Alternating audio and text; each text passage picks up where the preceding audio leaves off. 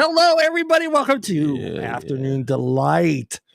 Myself, Mr. John Truncali, Mr. Bob Sharp, AKA Bobby Boogie. Bobby that's Boogie. Right. I gotta remember that. I gotta remember Bobby Boogie. I will remember Bobby Boogie. Yeah. We have Artemis Prime. Artemis Prime, and look at that young face, people. Don't fall in love with him, ladies. Don't fall in love with him. That is Hunter. He's not quite legal, ladies. Wait till he's 21. Well, come on, Bob. Don't blow it for him, Bob. I'm not blowing it for him. I don't want to. Hold on. What do you got to say to that, Hunter? I don't want to ruin the kid. I was excited. I was thinking maybe I could get some girls from this, and Bob just. Hell yeah! See that? That's a buyer kid. Hunter. You can get some girls from this. Don't worry about that. Yeah, they will come flocking to you. Absolutely. Ladies, older ladies, if you're looking for a project and a young man that can go all night long, let me offer up my friend Hunter. I mean, I'll take a sugar mama. I'll be honest. That's it. There you go. Sugar grandma, more like it. Hey, you want to try this? Yeah, give me some of that. Give me some of that tequila. Give me some of that. Beats Beyond Borders is what we're talking about. An in-depth dive into how hip-hop has shaped suburban America, from fashion to slang to identity and culture. An episode exploring the music journey from the inner city roots to the, I like this saying right here, the cul-de-sac speakers. Remember the cul-de-sac speakers, Bob? The tall ones? The ones that are like, is that what you're talking about? Yeah, the big ones that are like this. Yeah, that big stereo. I had one of those, man. Yeah. You had the 4 foot tall speakers and the double cassette and the 8-track and the turntable. Let's go skull again. Skull. Salute. Holy shit, I'm going to be messed up for this show. Where was I? Damn, I like that. That is pretty smooth. Sir. There's no bite to that at all. There's not. That's take dangerous. Another one, ladies and gentlemen. No. I've got to go be Bertha tonight. I'm done drinking now. He's got to be. That's a big shoe to fill. That's a big shoe. John, chill. All right. Featuring voices from artists, fans, and culture critics who unpack hip hop powerful and sometimes unexpected impact beyond the city limits. There you go. Beyond the city limits. Beyond so I'm going to start this show off. We're going to start with the youngster over there. Yeah. We're going to start with Mr. Hunter out there. Right. Hunter, what is your number one hip hop song? Ooh, easy question right off the bat. I'm going to go with Today Was a Good Day, Ice Cube. Yes. Yes. The greatest song ever made, in my opinion. Didn't even use my AK. It was a good day. It was 2 in the morning. Got the fat burger. Fat burger. Hey, the Lakers beat the Supersonics. All right. All right, Hunter. Why? What did that song do to the white suburban Hunter from the Central Valley? God, Hunter, were you even born yet when that came out, or was it a little bit after that? No, dude. No, he was not born. Jesus Christ, you Bob. Come on, Bob. He wasn't born yet. Definitely not.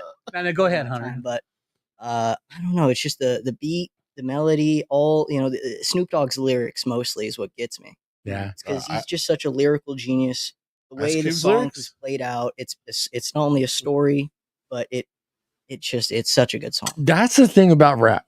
And do we get that from our music, from rock and roll? There's a story there. There's a story. And for me, I had a friend of mine always tell me, listen to the lyrics, John, listen to the lyrics. And before that, I was always the beat. I would listen to the beat. And whether it was rock and roll or whether it was hip hop or soul or R&B, I was always, the beat was the most important thing to me. And only because we grew up in the 80s. And what did we have in our cars, Bob? We had I had an equalizer. Yeah, those big ass speakers. Big ass from your mom's house and shit. I had the equalizer. I mean, my car shook when Fantasy came on. Yeah, I mean I cranked it up. That was the important part, was that beat. So it took me a while to actually start listening to lyrics to music and understanding what the lyrics were saying. So, Mr. Bob Sharp, hip hop, rap, now. Okay, so when rap first started coming out, okay, it was all innocent, playful, because it kept us in the same. It kept us in the same. Yeah, exactly. Innocent and playful. Sugar Hill, do not go with the word rap. Yeah, Sugar Hill Gang. So basically, it's because everybody in the 80s, didn't matter what race you were. Yep. We were all dancing in the same club. That's right. Right. We're all listening to the same music. So the Sugar Hill Gang came out, and then you had Young MC, Bust a Move, MC Hammer, Can't Touch This. I love Tone Loc. Sure Mix a Lot. Right. Yeah, but that was War. But War, baby, War. But it was my go-to. It was like Tone Loc did it too.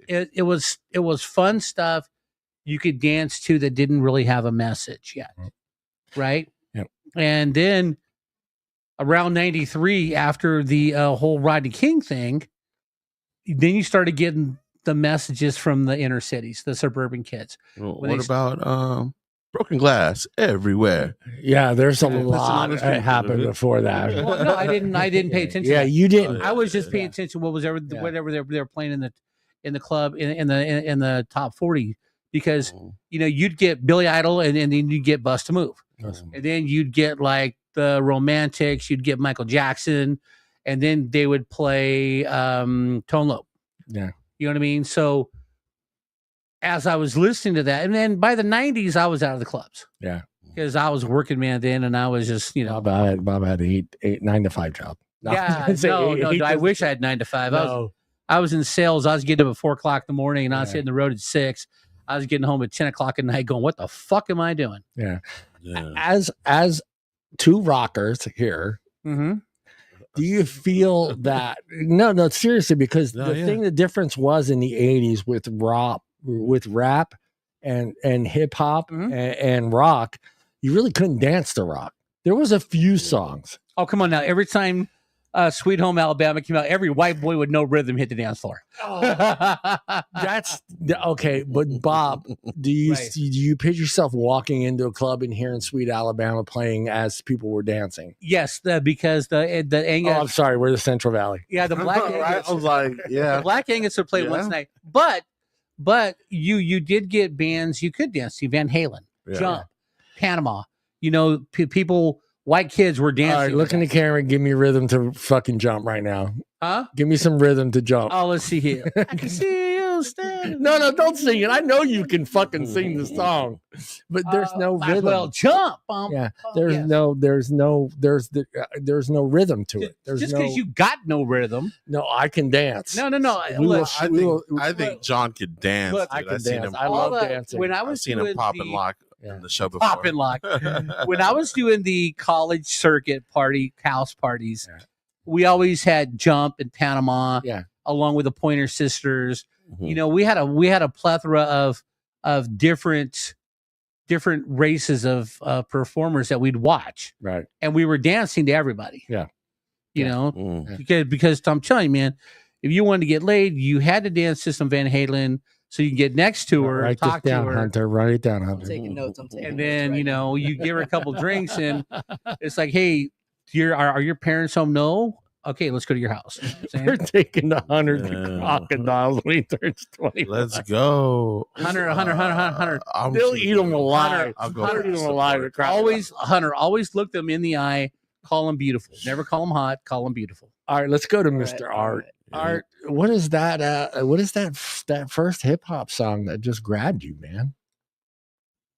It had to be Wu-Tang. Wu-Tang for the children, baby. I heard all the other stuff before, and it was just always around growing up in LA. But when you hear someone from the East Coast, or like especially that kind of sound was so different, it grabbed you. But I remember even listening to like LL Cool J. LL Cool J. That's one of my first. I Need Love, Run DMC and all that stuff. That was already around. So for me to be like something to just grab my attention, you're talking about a young Artemis Prime who was like into Ninja Turtles. There you go. I always wondered, like, why do they say like Cowabunga? They're from New York. Exactly. And when Wu-Tang came out, I was like, yo, those are the Ninja Turtles. There you go. All right, so what about, did you ever listen to Luther Campbell and Two Live Crew?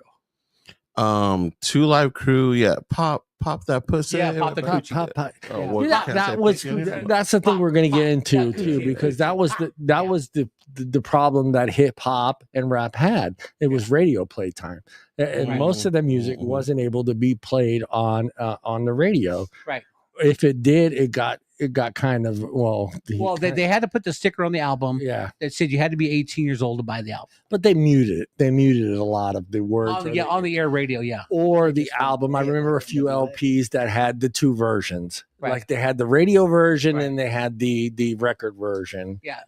There's a great scene in. But hold on though, I find it funny though, Bob. I think you are too.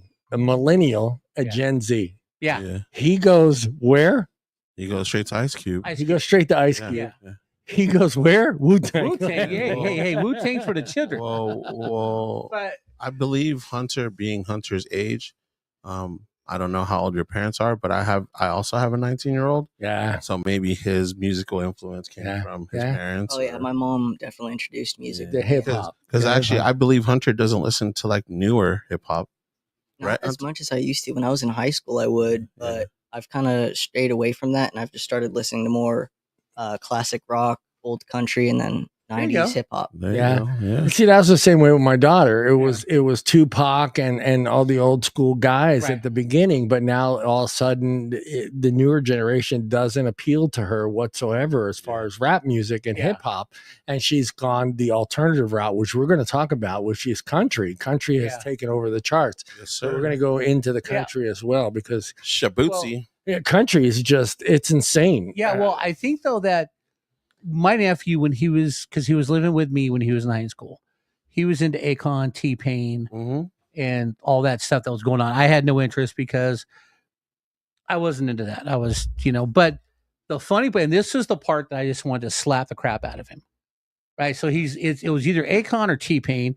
He's playing it walking through the house. Brandon, come here, Brian. And they are sampling Easy by the Commodores in the background music.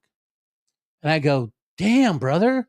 The Commodores, Easy Like Sunday Morning. Oh, that's right. And this little bastard goes, they copied Akon or whoever was T-Pain. Yeah. I said, the Commodores copied Akon? No. Get the out of my house right now. Brandon, what was that first hip hop album that you like JP? Was it Eminem? It was Eminem. It was Eminem. Wow, yeah. And that's what's magical or great about Eminem was, a lot of he brought in that suburban white boy. Yeah. Even though he wasn't from even though he wasn't from the suburbs or whatever, it was just relatable. He was relatable to both the inner city kid and the suburban kid. Well, because he's white, but he was from 8 Mile, which is the white ghetto. And it's just ladies and gentlemen, white people live in the ghetto too. They do. I mean, back in the day, when we were struggling, right? It was the poor trash neighborhood, poor white trash neighborhood. No way, where? In Modesto? Yeah, we were Prescott. For a while we were off a hatch on Atlantic. It's all Hispanic now. Yeah, but when I came in the late 70s, it was all Okies. Yeah, it was all Okies. My buddy Bobby, that's where he grew up. Their parents moved as a house actually right across the street from Davis High School, and they were told they were insane from moving over there because everything was over there at that time. Right. And they're like, actually Rumble ended right there. And it was just Orchard. So they were like, no, you're moving away from everything. Yeah. And they're like, no, we're moving, Yeah, we're getting away from what comes? The mall comes, everything else comes. Exactly. All right, you ready for my first album? I bought this album. Okay, let's go, John.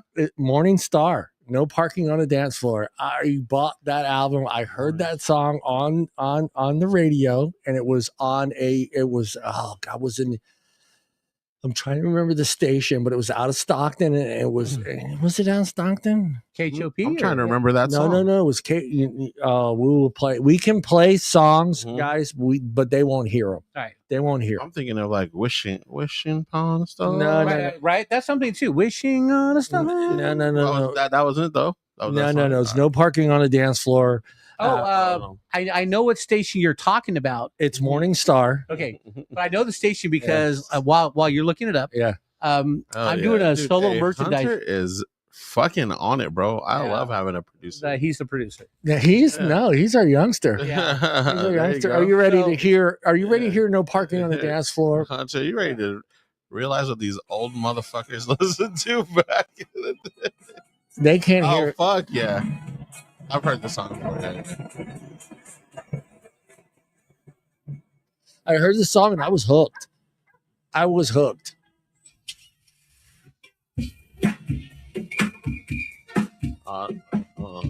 Okay, I've heard this too. Excuse me, madam. You're standing. You're gonna give you a ticket. I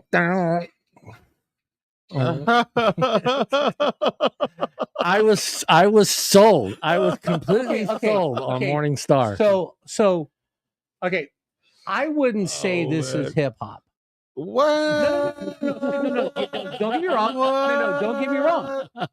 This, they played at the Angus. This was more like you make an artist drink. No, I'm sorry, but this is more like top 40 that I was dancing to, because this was more like the Whispers, Was Not Was, but this was played at the Angus. June 6, 1983. Yeah, but see, this wasn't considered rapper or hip hop yet. This was like R&B, and this was still like top 40. It's the start of stuff like funk. It's funk. No, it wasn't the start of funk. Funk started in the 70s. I'm saying like the start of hip hop is like funk, right. Disco, right? You know, all that stuff, because those are the artists that the rappers used to listen to. You know, right. But exactly. I still would say this is more like top 40. You know, Hunter, so your thoughts, Hunter? Instantly, that beat just grabbed me. Yes, sir. Yeah. But there was a lot of it's songs. Definitely been used before, Hunter. There was a lot of songs in the 80s that had the same beat. Like I said, Was Not Was, that's a great beat. Yeah. The Whispers had a great beat. You know, there was a lot of groups that had this beat. I myself, being grown up in this era, okay, I wouldn't consider this hip hop. No, I would consider it. That's true. I would consider it more R&B at the time, because I mean, you could label this in with Earth, Wind and Fire and the Commodores. And stuff. Or Gap Band. Gap Band. Could you? All right. Here's the thing that I have a problem. This is the thing. This is the thing I have a problem with, and as far as hip hop, right.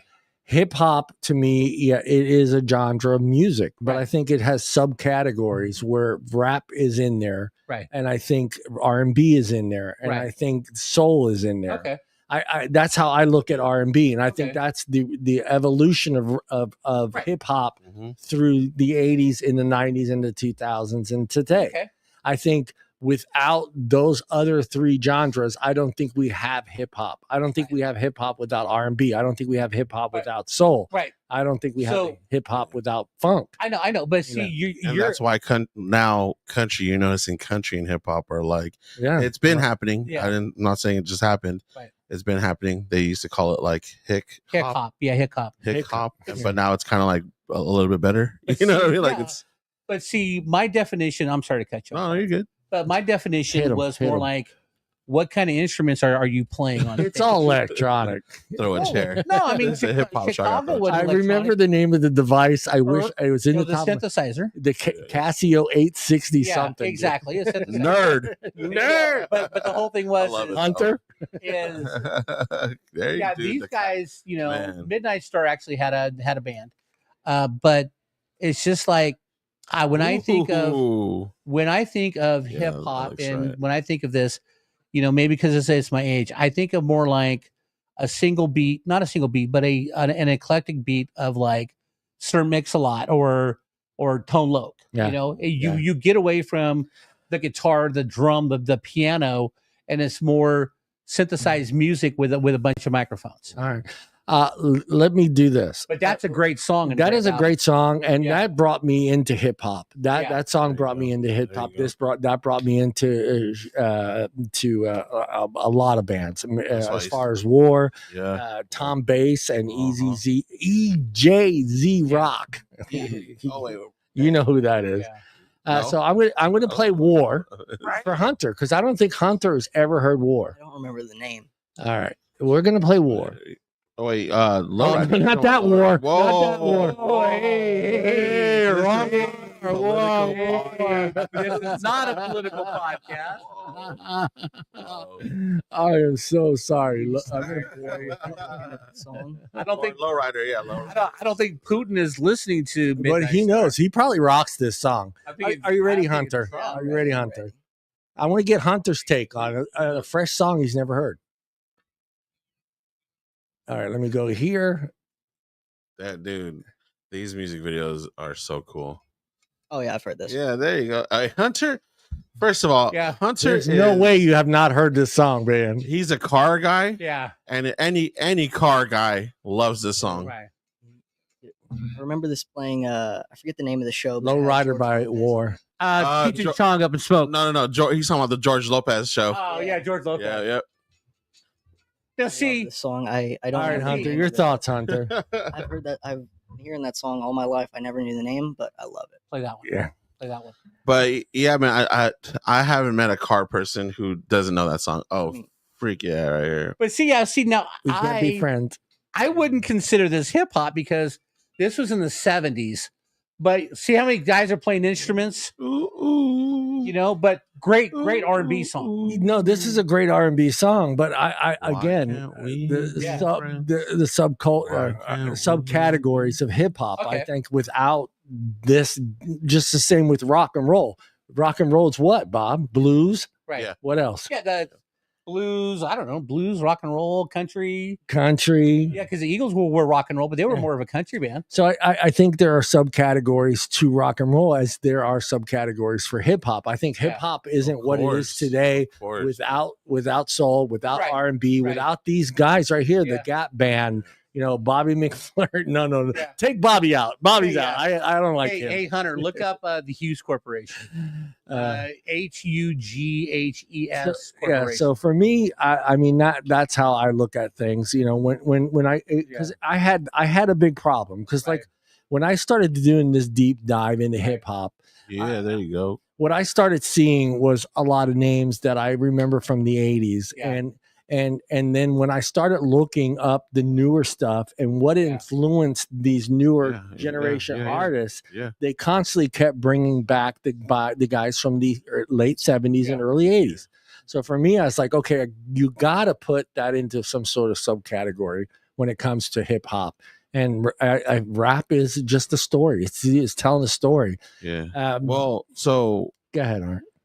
All that stuff, because the big bang of it all was house parties. Right. These were like inner city kids who I saw those movies. Didn't get the inner city kids who, you know, their schools didn't have programs where you got taught how to play the trumpet, the violin. Right. So what would they do? They would go and take mom and dad's records and play them at parties. Mm-hmm. You know, DJs were the mixing.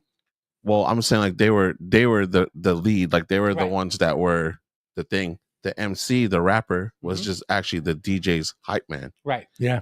So everything kind of changed up, but you know, without the DJ / producer, you know, all you had was pretty much like, I guess, like poetry, like slam poetry, Yeah. You know, and that all that stuff kind of just, you know. Have you guys ever went to slam? I went to San Francisco for slam poetry, and that was just the weirdest. No, I've never been to slam poetry. I suggest you do shrooms before you go. There you go. It makes it a lot. No, except for maybe an occasional hit off a joint. I'm done with that. Yeah. I've walked down that road. I didn't do good walking down that road. That's a song. I know there's a song. But I mean, I think even jazz has a big influence in jazz is part of hip hop. I think jazz. I love jazz. When I look up jazz and some of the stations that I actually listen to, R&B is part of it. So like, don't laugh, but this is the name of the station. Panda Beats. Yeah, that's cool. It's funk, R&B, and jazz. So why would I laugh? Because of the panda part? Yeah, the panda part. I'm sorry. You racist son of a bitch. Nah, dude, pandas get down, dude. They love jazz.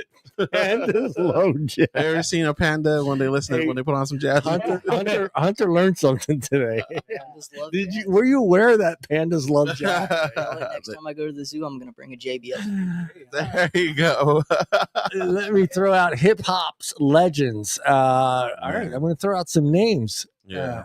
DJ Cool Herrick. Legends. I know this isn't fair because these are people way before I'm you. waiting for a response, Mark, because I have no idea. DJ And I'll name the next one. I am willing to bet $1,000. Bob knows who I'm talking about. Grandmaster Flash. Yes, Grandmaster Flash. Yes. Influential MCS. No. Superstars like Jay-Z. Yes. Yeah. Eminem. Yes. Yeah. Tupac. Yes. Notorious B.I.G. Yes. Biggie Smalls. Other artists include, now I don't believe in adding these people. Nas. Yeah. Yeah, Nas. Dr. Dre is in there. First of all, Dr. Dre. Nas. NWA. Yeah. Yeah. All right. We'll And just I go do that. now. Okay, these are names that I agree with. There's a few here at the end that I don't agree with. Okay. Snoop Dogg is one I agree with. Snoop Doggy Dogg. Lauren Hill, Uh-huh. Lil Wayne. Yep. Where you put Lil Wayne? You know, man, I'm not a big Lil Wayne fan, but there is something about him that I can see that is so why people are so influenced by him. He doesn't write his stuff down. He can just go in the booth and just freestyle it, and it comes out, fire. And that's kind of the thing.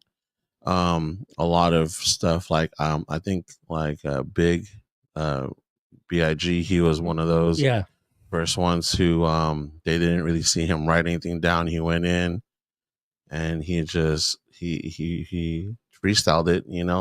Those are people who grew up in ciphers and just getting around and kind of just rapping, dude. And a different upbringing for Lil Wayne too, as well. Yeah, and I think that's what it is too. Once you live a certain lifestyle, you have so much. His story is amazing to talk about. Yeah, fucking amazing. That's what I mean, man. And there's another, not to bring them up again, but in Wu-Tang, there's also a little kid. There's a little kid that they kind of fostered or saw the potential in him. His name is Shit. No, it's it's like Shaheem, the rugged child. Our producer is nailing it right now. Yeah. Bro, I love it, dude. Hunter's all over it. Well, let me switch over. He's not an official Wu-Tang member, but how can we share that screen? He was someone. That's all him over there. He was just a kid from the neighborhood that they saw potential in, and like I said, like kind of fathered him, like big broed him, like showed him the way. And once, dude, like little kids who could just hang with just like that older mentality group. Shaheem, right? Yeah. This kid? Yeah. Shaheem, the rugged child. The rugged child. Yeah. He was in like movies. Like that's the thing. He just kind of blew up and just went, south because he started doing bad stuff. But dude, you're a little kid with a lot of money. Yeah, you got a little kid with a lot. That's the bigger problem in the music industry. Yeah, you have a little kid who has potential. Yeah. Let's just, I think maybe his parents or just people around him took advantage. Yeah, no guidance. Yeah. Let me swing over to Hunter for these two other names because I don't know. I'm sure you know who these two people are, but Drake and Kanye West. Where do you put them in as far as the hip hop generation and their influence in where hip hop is today? Their influence. Well, I'm not too big into Drake, I'll be honest, and I've only heard Bertha's gonna kick your ass. Bertha, you just got demoted to fucking no. Bertha's gonna love you. Bertha likes the other dude. Kendrick Lamar. Well, I don't even like him either. What? You are now doing patrol for the rest of your life. No, like I told you guys, man, I know what he's talking about because he's influenced by what his parents were listening to. I never really listened to the newer stuff, which is why I never got too deep into it. Yeah, you can't if you can't relate. Why are you gonna listen to it? So it's just one of those. How about Drake for you? I mean, Drake's huge. He said he wasn't into Drake, but what do you feel about Kanye West, man? I feel like he has some really good hits. There you go. And he's definitely a lyrical genius, but he's got some problems outside. Hey, Hunter, how do you feel about Boogie with a Hoodie? You don't know who Boogie with a Hoodie is. And then wait. You've never heard of Boogie with a Hoodie? Nope. No, he's Googling it right now. He's Googling it right now. Brenda, I'm not going to lie. I didn't know who that was either. Brenda, all right. So Brenda Yonan, who used to be an OPCOM at Crime Guard, Julian replaced her. Yeah. And she had, you walk in, you could not talk bad about Drake. And then her new thing was Boogie with a Hoodie. Boogie with a Hoodie. Boogie with a Hoodie. Fuck Drake. He's Canadian anyway. He's the Canadian anyway. Popping for real, man. Fuck that guy. Hey, all we know, he could be French Canadian like Cook. French Canadian like that. I've never liked Drake before all this stuff. I thought he was, because I don't know if you guys know, he was in that show Degrassi. Yeah, Degrassi. Degrassi Junior High. Yeah, and I was Degrassi just like, High.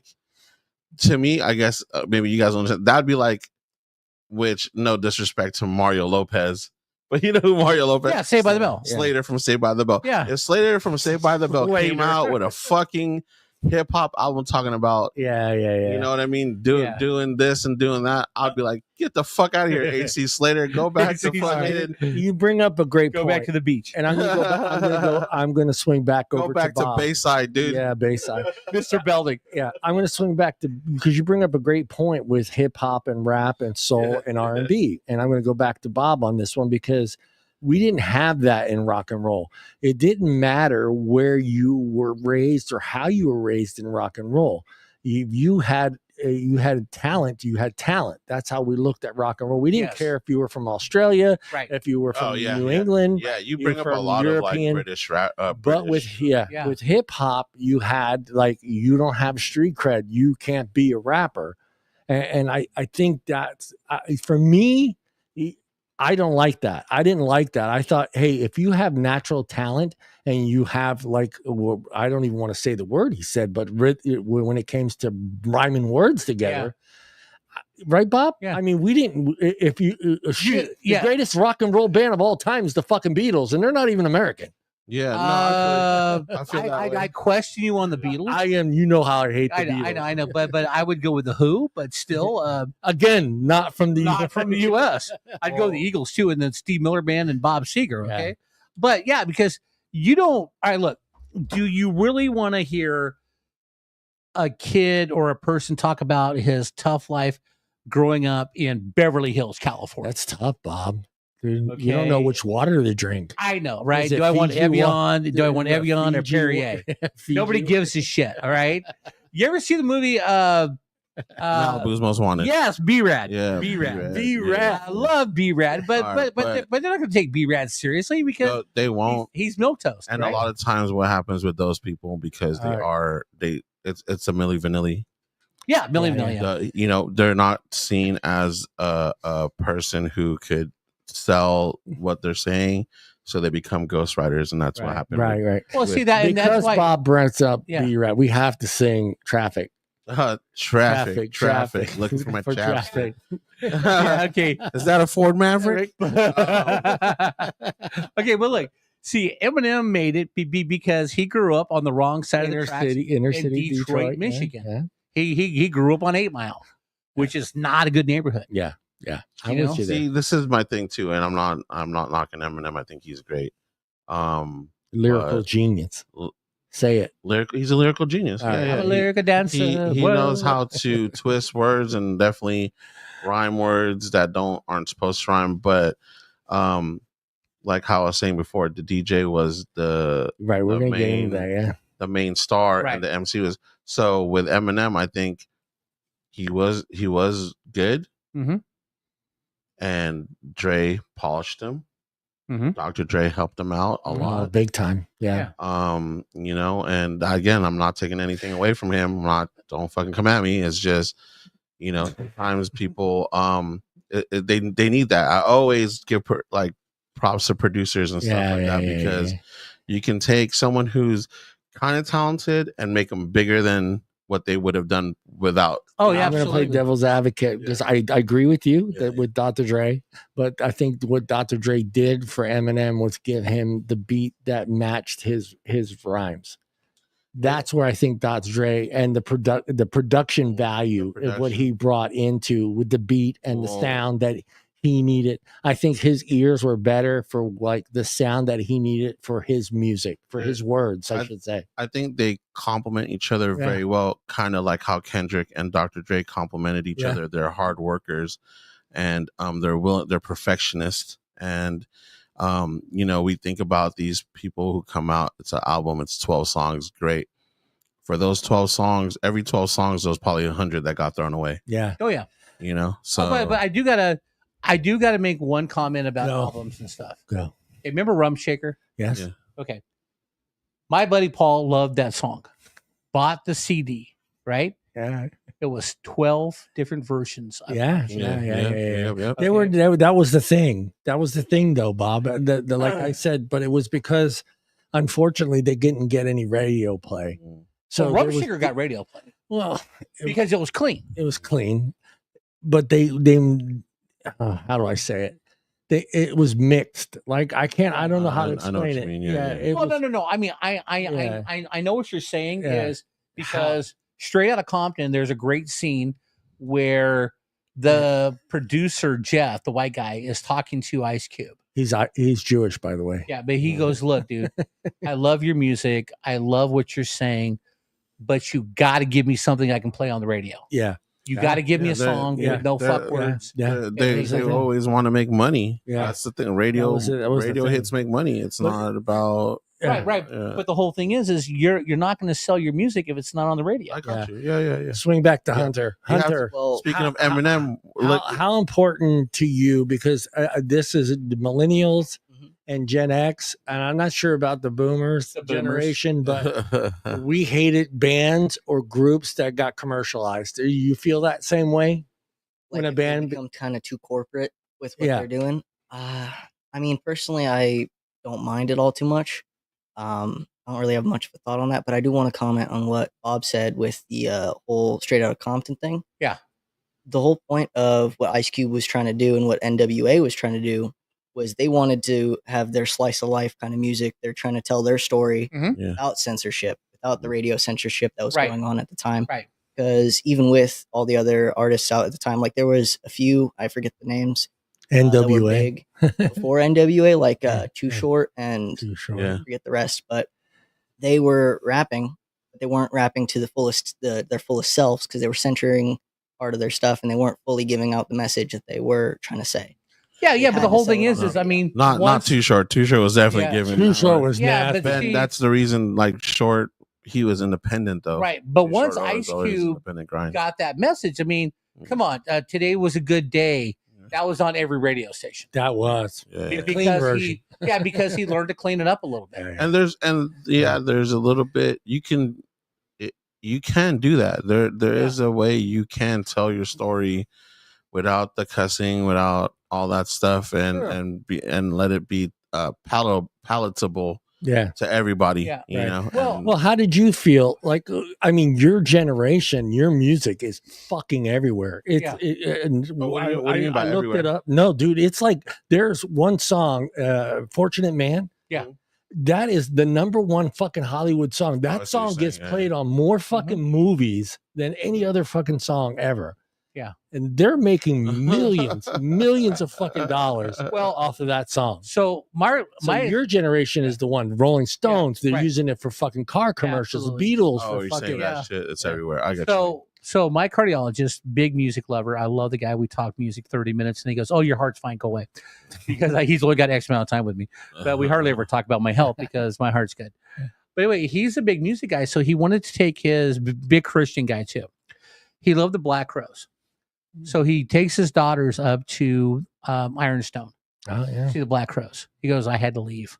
Why? He goes, "Because what you hear on the radio is not what you hear there." Oh, yeah. No, these guys are dropping F-bombs and all this other stuff. Yeah. And, he goes, and everybody's smoking weed. And I got a 9-year-old and a 10-year-old, and we're very Christian. He goes, "I understand." It goes on, but I can't have my daughters listening to these guys. Every other word's an F word. Yeah. So we had to leave. He goes, and it's unfortunate because what you get on a CD or on the radio is not what you're going to see live. Now, The Eagles, when I saw them live, didn't cuss one time. No, they didn't. No. Bob Seger didn't say one cuss word. I've seen him 3 times. Yeah. It's great music. But getting back to Hunter's point about stuff being commercialized, I love Bob Seger.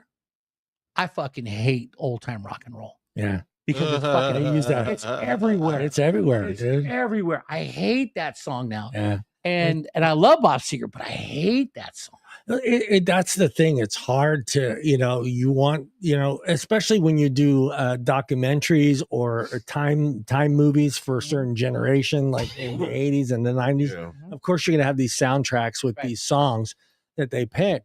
And you can't help but those are the songs that represent our generations, whatever generation that movie is portraying at that time. So for me, it's just like, I don't know what it was with Gen X, but that we were kind of at the end part of it. Millennials, I think, really grasped it. Oh yeah, because that was there growing up with that. That was in Nirvana. Like, fuck you, man. We don't give a shit if our music ever makes a fucking commercial. We don't care if it's ever on a fucking radio station. Yeah. They didn't care. Right. So for me, it was different. And just hearing the music today. And not that I watch a lot of TV, but when I do watch TV, it's like, fuck, dude, they're actually using a fucking Huey Lewis new fucking song in this fucking commercial. It just blows me away. And I don't know if I want to be angry or happy to see that music is still, important enough to be used in a commercial in 2025. Right. I think that with hip hop and rap, I think in the 90s when, like I said, after the whole Rodney King thing, everyone started talking about their feelings from the inner city. Yeah. And that's where it took hold. But because we never got to hear that voice before. Yeah. The only time I've ever heard of an anthem song was Marvin Gaye. What's going on? What's going on? Dude, yeah, I'm what's going on? I'm so surprised you guys don't remember Grandmaster Flash. I do remember Grandmaster Flash. That's their inner city shit.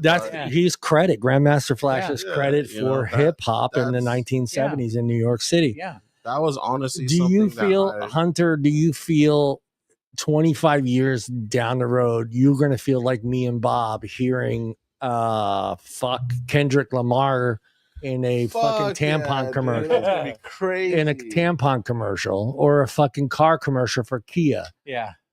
I mean, it's for Kendrick Lamar, I feel like there'd be some kind of difficulties with maybe not Kendrick, but the whole commercializing music, the music has to fit the commercial and the music has to be credited, in my opinion. So it wouldn't bother you as long as the music seconds of a melody from whatever song. Yeah, dude, you guys at least a good portion of the song. Well, if someone so if the commercial fits the song, that moment, that movement, then you're cool with it. You're not bothered by it being commercialized. Long enough of a part of the song where even if the name isn't credited directly, someone can hear the lyrics and look that up. If they liked it, and then they can. Dude, Bob can't fucking. If he hears a fucking Eagles song, he doesn't even need to hear the lyrics. He already knows. But what I'm thinking, when I'm listening and I'm trying to relate to what you guys are talking about, is Chevrolet years ago had a promotion for a year and they used Bob Seger's "Like a Rock." Like a rock. That was staple. It was, dude. Check out this band right here. Type it up. This always trips me out. All right, go ahead, say it. The Transplants, Diamonds and Guns.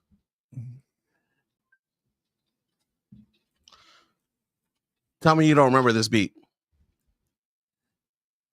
It was in a commercial, and they always talk to these guys about it. This is a punk band from the early 2000s. I remember this band. Yep.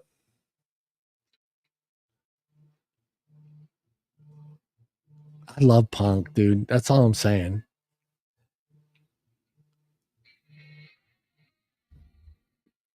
Do you remember this?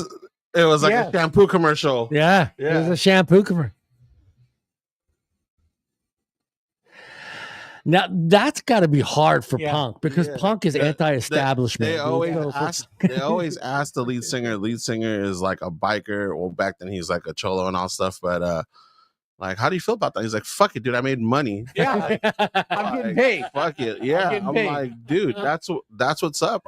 We talk about that the other show with like sampling. Yeah. Do you care if Kanye West uses your shit? Am I gonna get paid? Right. Am I gonna get paid? Fuck it. Yeah. I stood by that. Like, yeah. Whether it's gonna keep your music from going and all that other deeper rooted shit. Fuck it, man. Get that bag. Yeah. Like, the pioneer and DJ known for innovation techniques and influencing groups, Grandmaster Flash and the Furious Five, Bob. Melly Mel, all those guys, man, it sucks because they started something, but you get all these other people who hella get to reap the benefits. Jack Harlow, Drake, like. Hunter, guys. You know who Grandmaster Flash is? Not a clue. Do we need to play a clip from Hunter? Grandmaster Flash. Yeah, Grandmaster Flash. Grandmaster Flash. No. Yeah, Grandmaster Flash. There we go. You ready? Yeah. And the Furious Five. The song is called "The Message." Oh, I've heard this. Yeah. It's a great fucking song right here, dude. Yeah. This is like. Yeah, dude. The first time I heard big beatbox. This is the first time I heard. Yeah, my uncle's played this a million times. Quote unquote. Like, see, a lot of people wouldn't think that this is rap. Yeah. I think this is the birth of it, man. This is the birth of rap. Yeah. I'm the one. Go, Bob. You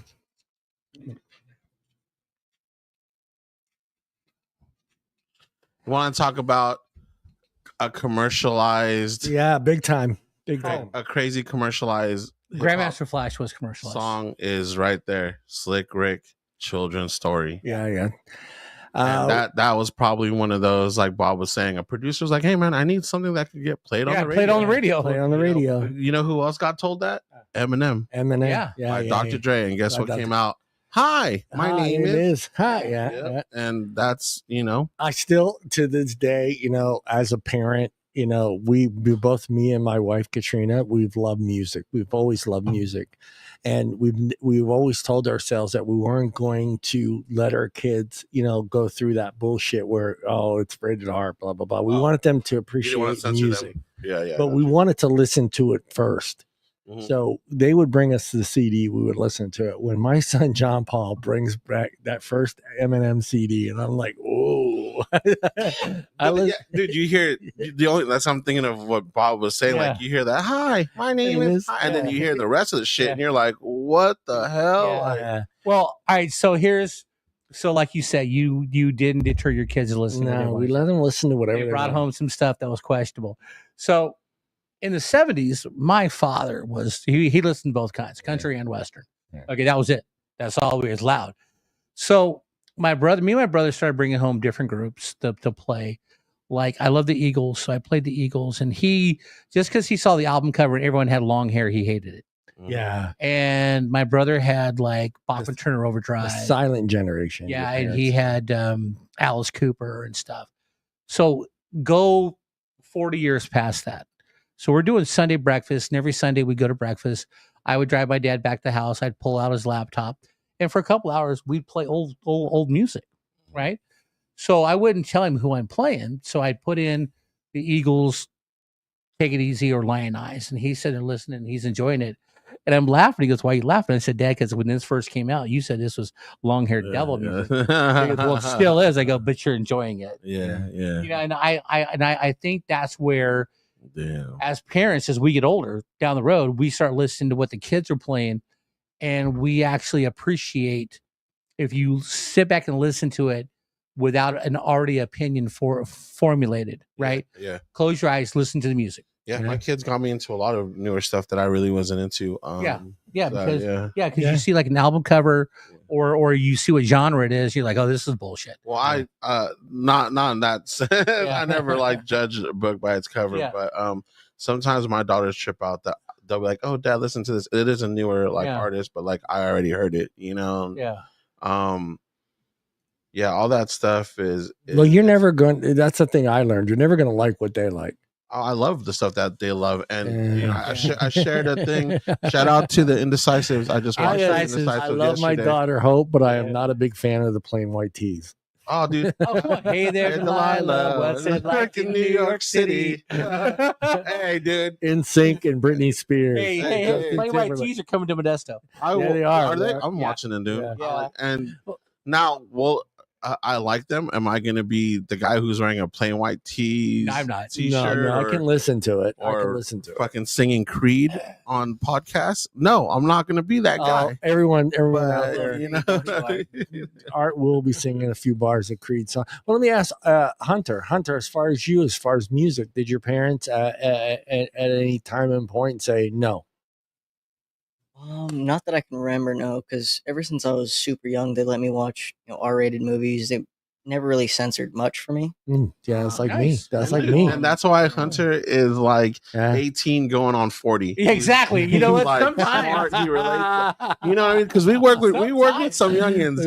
We work with some 20-year-olds, man, and I'm just like, they're nothing against them, but I just feel like I can't. No, like, I'm not that I can't relate, but I'm just like, wow, you're young. With Hunter, I don't feel like he's young. Hunter, because Hunter seems like he's been around forever. Yeah. Say I got an old soul. That too. But like my Saturday crew, I've got a couple females on there who are over 21, but they are like 12 years old. Right? They're like 12 years old, dude. And you can't talk about anything in real life because you can't offend them. Yeah. And it's just like, oh my God. I feel like it's just a perspective thing, honestly. It is. Yeah, it is. I think that's awesome, though, because I don't think you should put limits on children as they're growing up, what they listen to. You may not like it. Right. Yeah. But let them go at it. That's how I was. Yeah. I'm telling you right now, I've got two nephews who are heavily into like corn tool, garbage, and all that stuff. I'm not going to those shows. Can we? This is what happened with fucking Creed right now. Arms wide open. Can you not put? Wait, you said a couple bands. You said Corn. Hunter, sing a Garbage, few bars. Arms wide This was open. you said Corn. You said Corn, Flare, Tool, and then you threw Garbage on there. Yeah. Garbage doesn't belong on that list. It doesn't. But they're all playing at. That festival coming up. Yeah. I know what you're talking about. Yeah. What's it called? I want to call it Slam Fest, but it's no, it's not. It's Aftershock. Aftershock. Yeah. They're all on the same ticket. That's the whole thing, man. Aftershock, they're just trying to sell you on all these people like they shouldn't even be on. Like, let me tell you, there used to be a fest back in the day called Ozfest. Yeah, Ozfest. They would never have, Pantera, fucking Tool, and then Garbage right next to it, dude. The people who listen to Garbage in that pit would die. You know what I mean? Like, but with Aftershock they're just trying to bring everyone together. I understand, but which is good. But my whole point is, and maybe I'm older now, but even when I was a little bit younger, it's just like I like the lyrics, I like the music. Yeah. But if you got to scream because your guitar's too fucking loud, that's not music. Yeah, no, I don't. The lyrics might be cool. But it's noise to me sometimes. I get you. Yeah, no. I get where you're going. I think certain music is designed to do certain things with your mind and your soul and your body. And for me, there's a ritual that I go through going to work and a ritual I come home from work. And what I listen to, and it helps me get ready for wherever I'm going.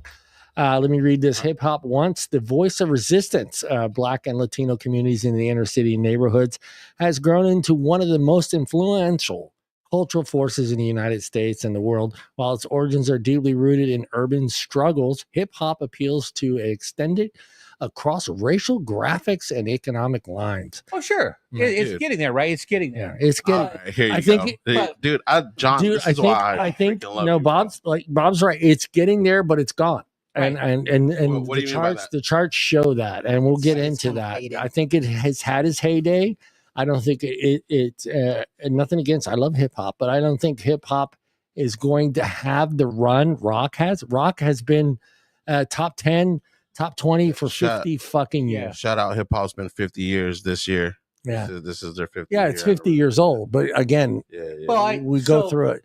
Rock and roll owned the charts. Right. The first song to actually hit the top 10. We talked about it before on this show, and it actually took two groups to get together. Run DMC and Aerosmith. And that was the first song to hit the top 10 charts. It took a long time after that song for it to actually make a full run where a majority, 65% of the top 10 chart was an R&B song or a rap song. Right. And that took all the way until 2017. So you think about that. Our Run DMC came out in 1983, 84. Yeah. So it took from 83, 84 all the way to 2017 for hip hop rap to actually take the charts. Okay, so you said that back in the day when it first started, hip hop was the voice of the inner city. Right. So, and this is the question for you guys. It's a legit question. Do you think that the voice of the inner city and the raw emotion of everything going on and the violence within that culture when it first came out, do you think that slowed down a lot of progress converting over to the Caucasian people? Because hold on, I looked this up. Okay, since 1989, 77 rappers have been murdered. Right. Oh, and there's still 40 cases. Yeah. 40 I know cases where you're going. unsolved. But I think that was the East Coast West Coast thing. No, a lot of stuff. That stuff has to do with money. There's money. There's like, so the most recent two that I could think of was Pop Smoke and PMB Rock. Those two guys were robbed and killed. So that's a thing that, you know, being it's kind of like, I don't want to say playing a character, right? So, you know, it's gonna be weird if you see Johnny Depp out there as Captain Jack Sparrow, right? So like a lot of these rappers, they'll still walk around with the gold, right, you know, chains, you know, rings. And for some people who are, you know, hungry out there, they got a gun, they don't care, they're gonna shoot you, you know what I mean, for that little bit of, you paid $100K for that necklace and they're gonna get $50 for it. They don't care, like it's money. So that thing. And then there's also like rappers who they just have like stuff that happens to them because of, you know, we could talk about like Nipsey Hussle, who he was at home, like his home, like his neighborhood that he came from, where he got killed, you know. And some of that stuff is people from the neighborhood seeing you come up and jealousy. They're jealous, you know. And also, I mean, also what you've seen though too is guys will have diss songs about each other.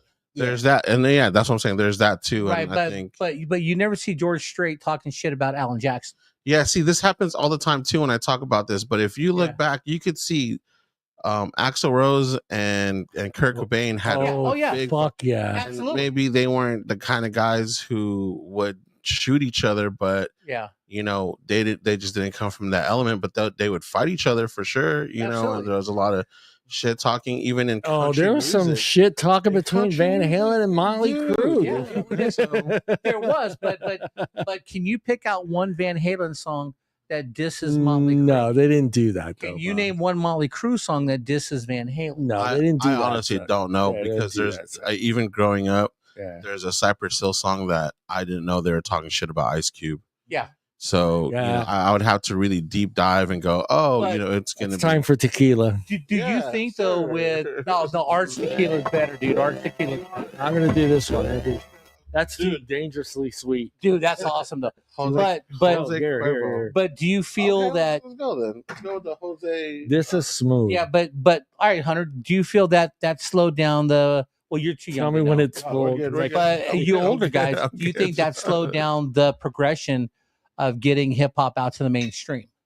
I personally don't think so. Okay. Because with what John was saying, where it was the voice of the inner city just talking about their problems in their life.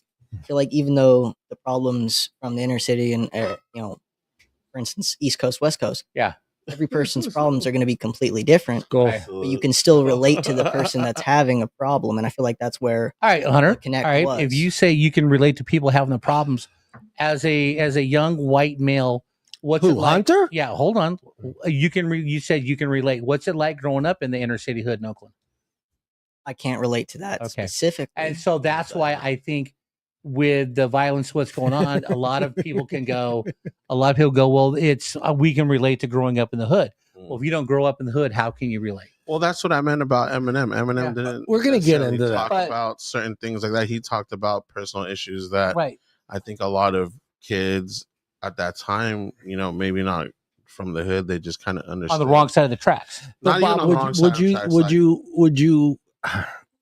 How do I phrase this? But wouldn't you say that rock and roll in the 60s and 70s was about war?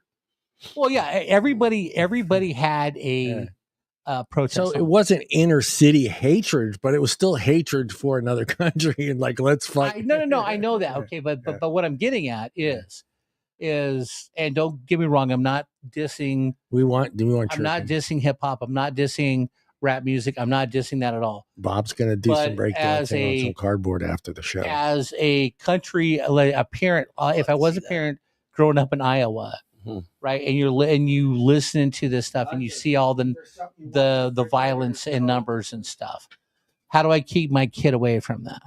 That's the perspective. I think that's why it's taken it longer for it to go totally mainstream than it did, because a white kid can't relate to that. Yeah, so that's a good one. A good example that I could give you. That I could think of. Well, I mean, you grew up in the inner city. No, I'm talking about because you're saying white kids in the suburbs and how can they relate and all that stuff. But R.I.P. Mac Miller. Mac Miller was a great artist. Yes. He started off as a rapper and he ended up actually doing some really phenomenal work. Absolutely.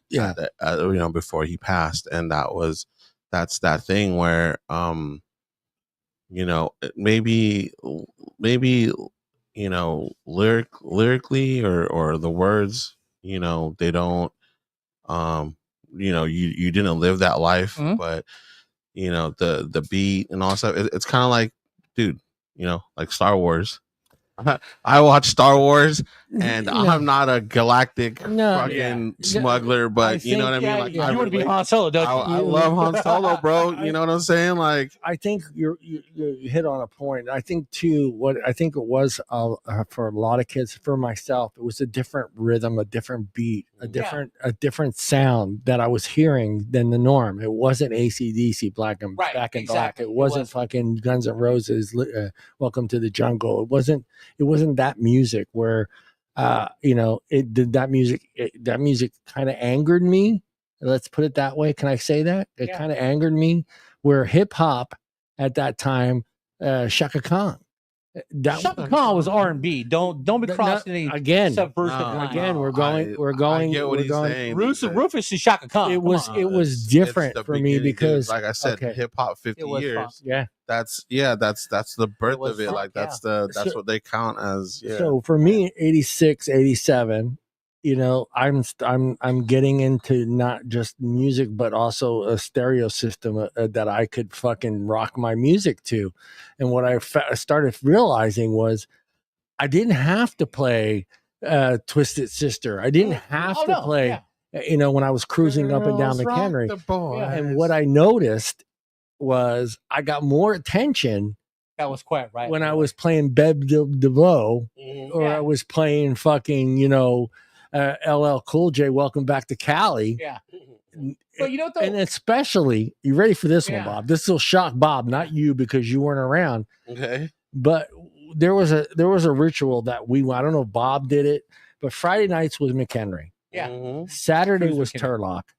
And Sunday was the Sunday cruise, and fucking at what's the name of the park? Never did a Sunday cruise, but because Pino was my brother was dating Annabelle at the time, and she was Maxim. Pino had a low rider. Oh, Beer Brook. He's sponsored by Zapco, so he had a bad Beer Brook Park. Yes, so we had like this ritual, and what I noticed for myself was, Friday night on McHenry, I rocked fucking Twisted Sister, Guns N' Roses, fucking AC/DC. Yeah, I got the Turlock. I noticed Turlock didn't want to hear that shit. What do they want to hear? They want to hear rap. They want to hear LL Cool J. We were blasting Shout out Turlock, Cool man. J. You guys are crazy out there. We were, and then Sunday night, dude, it was the slow fucking jams, dude. Oh yeah, it was Bloodstone and Motlow and Tierra. Sunday belongs to like Isley Brothers. And the temptation. It was the worst because that cruise, Bob did not fucking move, dude. You literally sat next to the same person next to you because you went down into that park and around that loop and back out. Yeah, Bear Brook. But see, when I cruised, type up this guy right here. Yeah, when I cruised, it was Texas Single. No, it's just called Texas, but the artist is like Tino J. Yeah, see, but when I was cruising, it was we do ELO Journey, but we'd mix in Earth, Wind, and Fire with Commodores. And wrong keyboard. You know, Michael. I am drunk. Yeah, Michael Jackson. You know, we were listening to all that stuff because what's the name of that shit? TNO. TNO. Jay, there you go, right there. All right, there it is. You guys are gonna trip out on this. All right, because I forgot what we were talking about, but like how just people, like different types of people. Texas boy. So this is Southern rap. And we listened to Humankind last time. Humankind straight out of India. I don't know you introduced him to us. But check this out. This guy's like an Asian guy, bro. He looks Mexican. Yeah, he looks, but I think it's an Asian guy. Is this that Mexican OT? Yeah, Mexican OT. Exactly. Yeah. If you want some more Southern rap, go with Big X the Plug, Whip It. I'm gonna go straight over to Bob. I'm going straight over to Bob. What is the Asian guy am I thinking of? But no. Other guys like MBNL and I like Stupid that. Young that are like Asian I'm gonna go dudes straight over to Bob. Get me. The rhythm, the beat. Yes. Oh yeah, that's that Texas Southern stuff. I don't know what they call it. They got a name for the way he flows. Yes. I guess the flow. Your thoughts? Well, okay. Look, I like the beat, and then I want to go to Hunter. I love the beat. The beat is awesome, but look, to be perfectly honest, I'm not a big rap guy. Yeah, I love the beat. That's fine, dude. Yeah, no. But no. I can enjoy the background music. Yeah. I mean, I have no problem with it. You know what I mean? The beat's awesome. Yeah. Hunter, what are your thoughts, Hunter? On Southern rap in general, I love it. Most of my generation that I've talked to, they say they don't like it and they'll point out all the flaws and how it doesn't quite make sense. But I personally love all the flows and the beats that come out with it.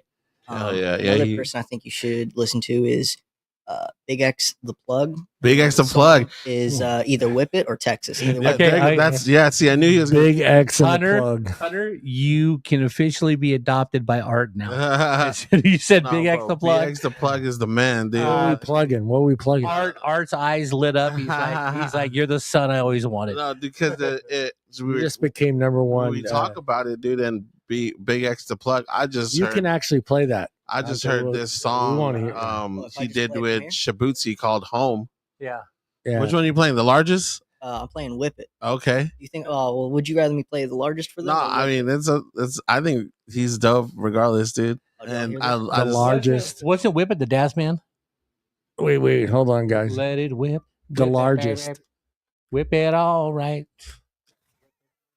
There you go. Yeah. All right, I got it. Big X the Plug, the largest.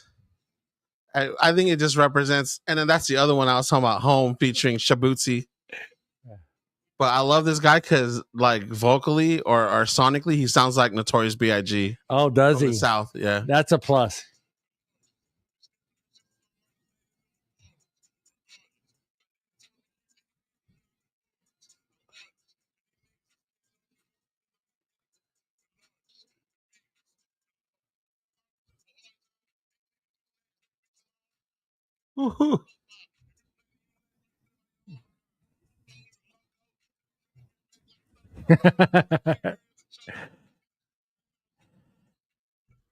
Are you guys? You know what I love? You know what? No, I love the song, but what I love that is it's still video. Yeah, it's still video. I love the fact that MTV sucks. Yes, MTV doesn't play videos. Even Enzo thinks MTV sucks, but it's still cool that no matter if it's rap, if it's rock, if it's punk, they still are making videos. I just don't get it. Well, all right. So here's the cool part, right? And these are high value production. No, I'm watching this video and I'm enjoying the song and stuff, but I'm laughing my ass off because he's got the Asian maid And you got the white mullet. I saw that. I was like, hold on, Bob. And what's up, bro? And his golf swing absolutely is horrible. but he's playing the rich guy. Yeah. He's playing the rich guy. The biggest and largest. Yeah, but it's fantastic though. Yeah. I mean, I'm entertained, man. I love that. I'm getting into like southern hip hop recently. I remember there was, you guys will probably remember Master P and all that stuff. Yeah, like yeah.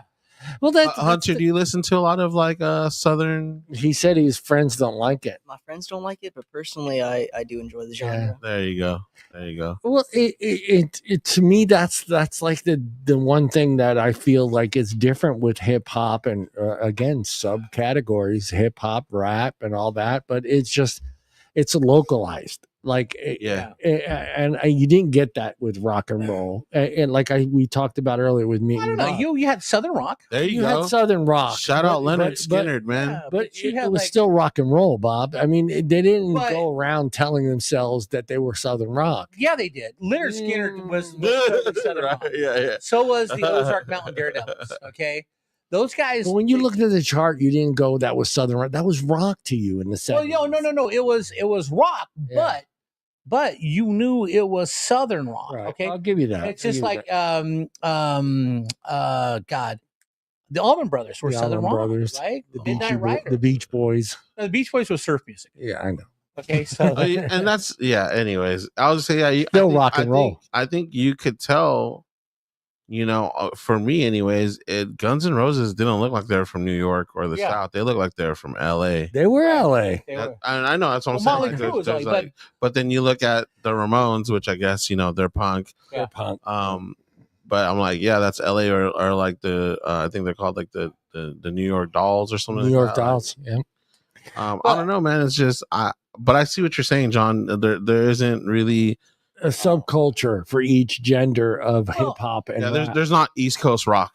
That's what you're trying to say. There was. There was Bruce Springsteen and fuck Bruce. Oh no, fuck Bruce. No. I'm saying he is, but do they consider it East Coast rock? Yeah, they do. They do. Because wait. No, because all that stuff got swinged into alternative Bon rock. Jovi got swinged into alternative rock. Bon Jovi got Bon Jovi. Hootie the Blowfish started alternative rock. Oh God, that's when you got like Nirvana, and you got like you got. I love when these guys get.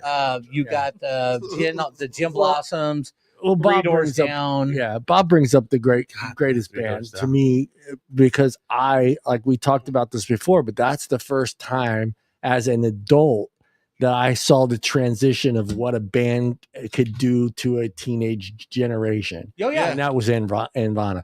Yeah. I saw my little cousin Joanne. She's not here, but I saw her transition from this good. I'm gonna say it. You guys will laugh. Yeah. The good Catholic girl. For sure. To just black nail polish, fucking black. Fucking flannel shirts and just Nirvana was the shit. I'm sorry. Well, definitely. I didn't want to like Nirvana, and I couldn't help but like. Well, I think though, when Who the Blowfish first came out in '93 with Crack Review, that brought all the grunge rockers out as well. Because then you got no Hootie the Blowfish. This is the quote from Garth Brooks, who was number one at the time. Oh yeah, Chris Gaines. Chris Gaines.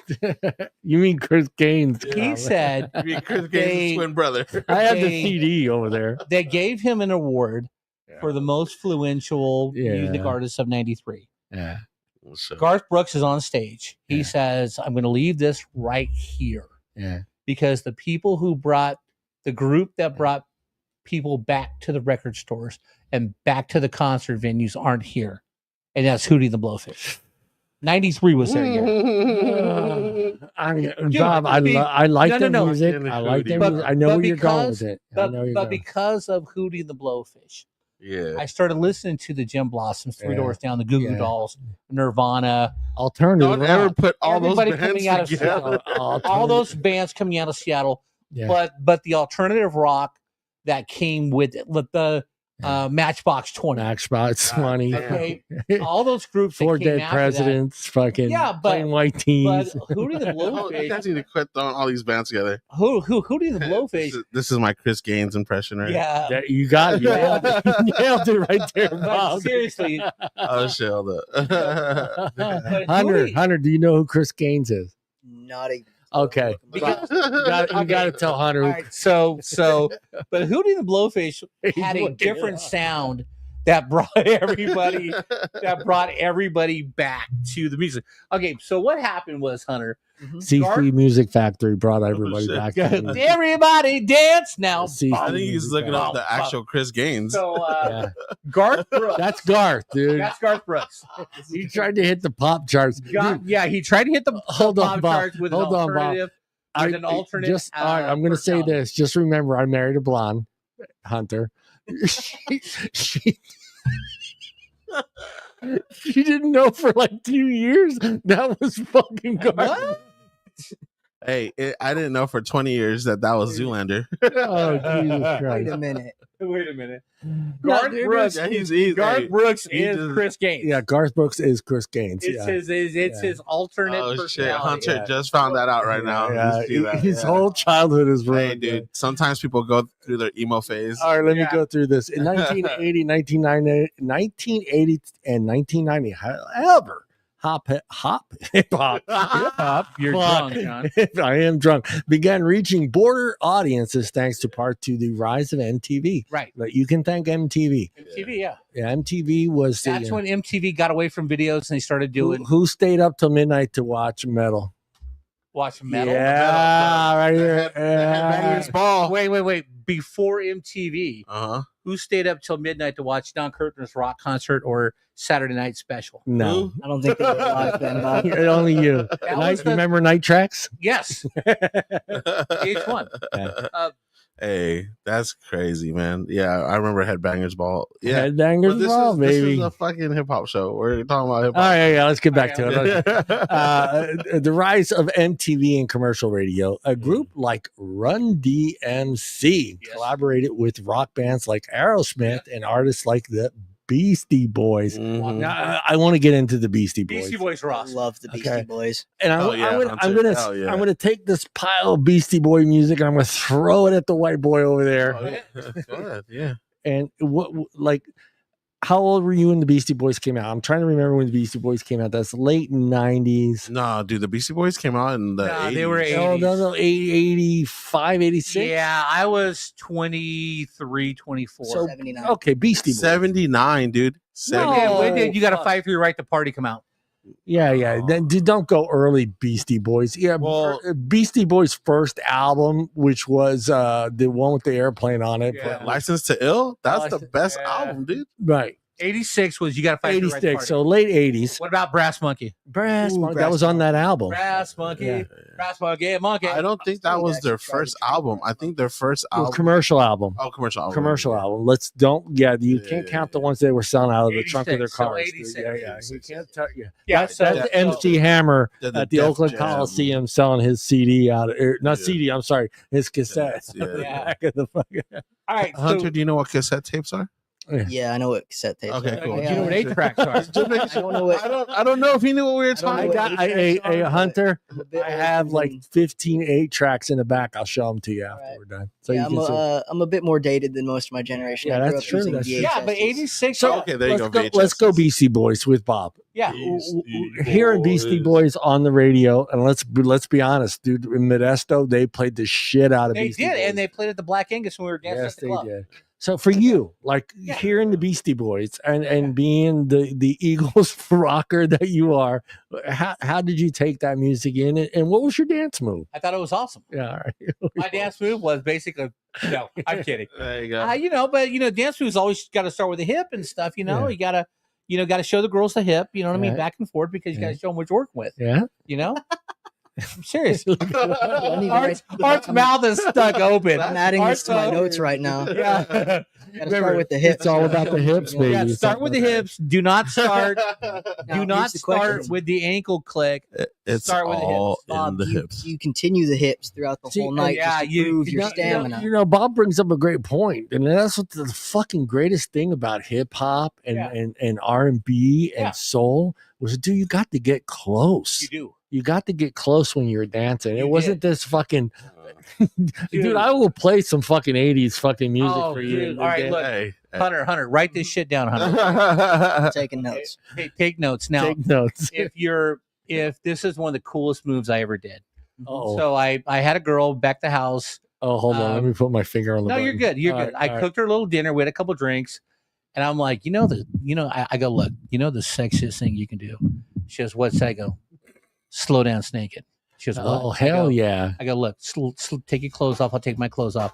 Now, Hunter, you are slow dancing naked. You gotta play Brenda Russell, Piano in the Dark. Oh, Piano in the Russell, Dark. Piano He's in going to Google that. It's an Piano in R&B the Dark. song. It's an old R&B song, right? Brenda Russell. Let's get it on. It's Yeah, well, let's get it on, but that's too forward. I thought you were gonna say Keith Sweat. That's oh, too Keith, I forward. made 3 babies with Keith Sweat. Okay, now, Shout out Thank you, Keith Jump Sweat. on Thank Hope. you, now, Keith now, Sweat. now, Hunter, when you're slow dancing naked, okay, Damn. make sure you have her close Put my next to finger on you, the button. but you gotta take your hands, and it's a light massage Slide it down the from back. her back to her butt. It's nothing. It's not grabbing, You gotta work your way down. but it's like a light massage. It's like a light massage. You start from her back, go down to her buttocks, Oh my and then you God. move back up. And the whole time you're whispering in her ear, and then every now and then kiss her on the neck. Yeah. And Sweet. 3 minutes after the song is over, you're in the bedroom. And then whispering. Hey, let me just shout out. Hey. Old people fuck differently. hey, Hey, Hunter. old people still have the romance. Hey, Hunter, whispering in your listen, babies. No, Hunter. Baby. Hunter, look, while you're whispering in her ear, you just go, oh my God, you're so man. I'll do it with Hunter's age. You are now so it's like, fantastic. Your hey, can body you is get that stuff out of the dryer? Yeah. Hit her with, are you from Tennessee? I do like You're the only Tennessee. Tennessee. Like the, Yeah, all right. Hunter, youngster. How about you with the Beastie Boys? Where do you sit with the Beastie Boys? I kinda absolutely curious, love the the young Beastie guy. Boys. My mom introduced them to me, like most music for me. I like your mom. I already. love your dude. mom. I fucking do. Is your mom single? Stop it, Bob. Hey, hit the fucking button. He doesn't want you. Just explained your move to him. I know, right? This He's fucking not guy. going to introduce you to his mom after you. Mom, if Bob slides his hand down your back. If you hear Keith Sweat when you're coming up to the house, Stay away from John, okay? Because John's gonna make babies with Keith Sweat. Three. I Yeah, mean, so you like the give Beastie? us your Beastie take on the Boys. Beastie Boys. Do you like the old school Beasties, or like when they kind of went more electronic, more? Yeah, they went electro. I mean, for electronic, I love Intergalactic. But Yeah, my favorite song, absolutely, from them is either Tie Between Brass Monkey and Yep. Girls. Brass Monkey. Those How two, about I love Sabotage? Sabotage. Sabotage. I don't quite remember that Oh, one off the dude. dome. Hey, But- Brass Monkey and Girls is cool, Yeah. dude. And then Beastie Boys No Sabotage. Sleep Till Brooklyn. Oh, dude, hell yeah, dude. Basically, that whole album. I forget the name of it, but the album I that think that's all Licensed to Ill stuff. Licensed to Ill. Yeah. Yeah. Dude, their videos were just fucking hilarious. Yeah. Yeah, I remember this one.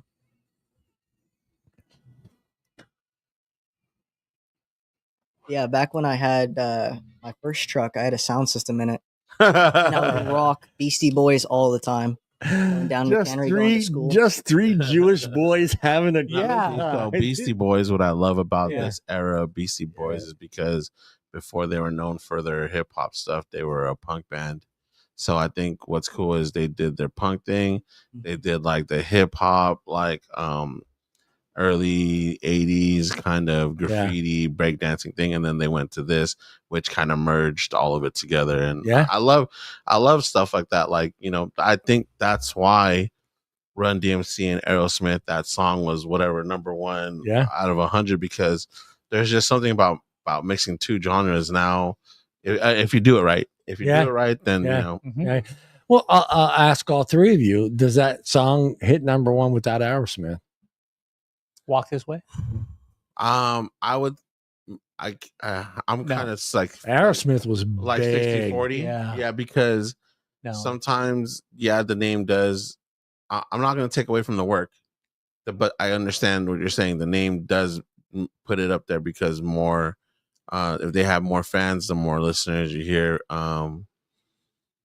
But yeah, I'm kind of like 60-40 on it. I think maybe with Aerosmith's help. I was gonna say the same thing, but I didn't want to come across as racist. What? You're racist. Hold on. If you don't put Aerosmith out there on that song, and they're not part of it, and just Run DMC remakes it, I don't think that all the white people are going to listen to it. I got you. Yeah, for sure. But I think putting Aerosmith in with it made it that giant hit. Yeah, hey, man, it made it a radio hit. It made it a radio hit. I'm all about unity, dude. So how about you, Hunter? Whatever puts people together. Dude, plus you're going to sell more records. Yeah.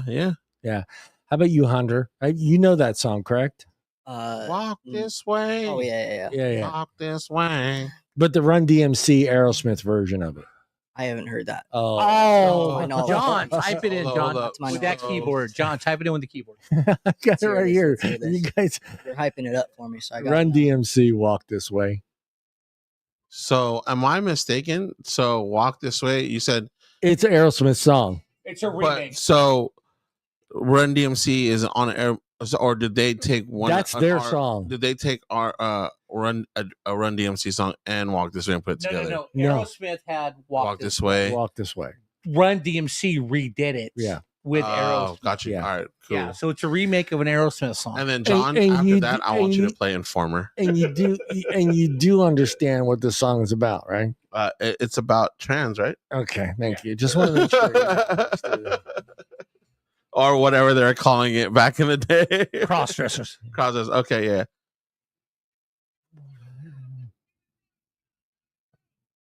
Dude, the intro is just fucking awesome. I love it. Made good videos. Yeah. Joe Perry, man. Yeah.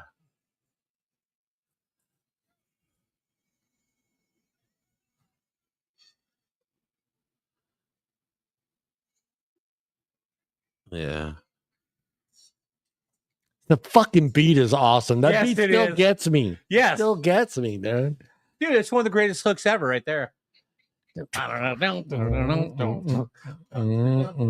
this in like movies and such. Yeah. Okay.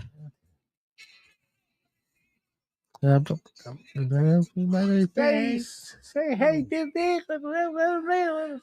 changing ways.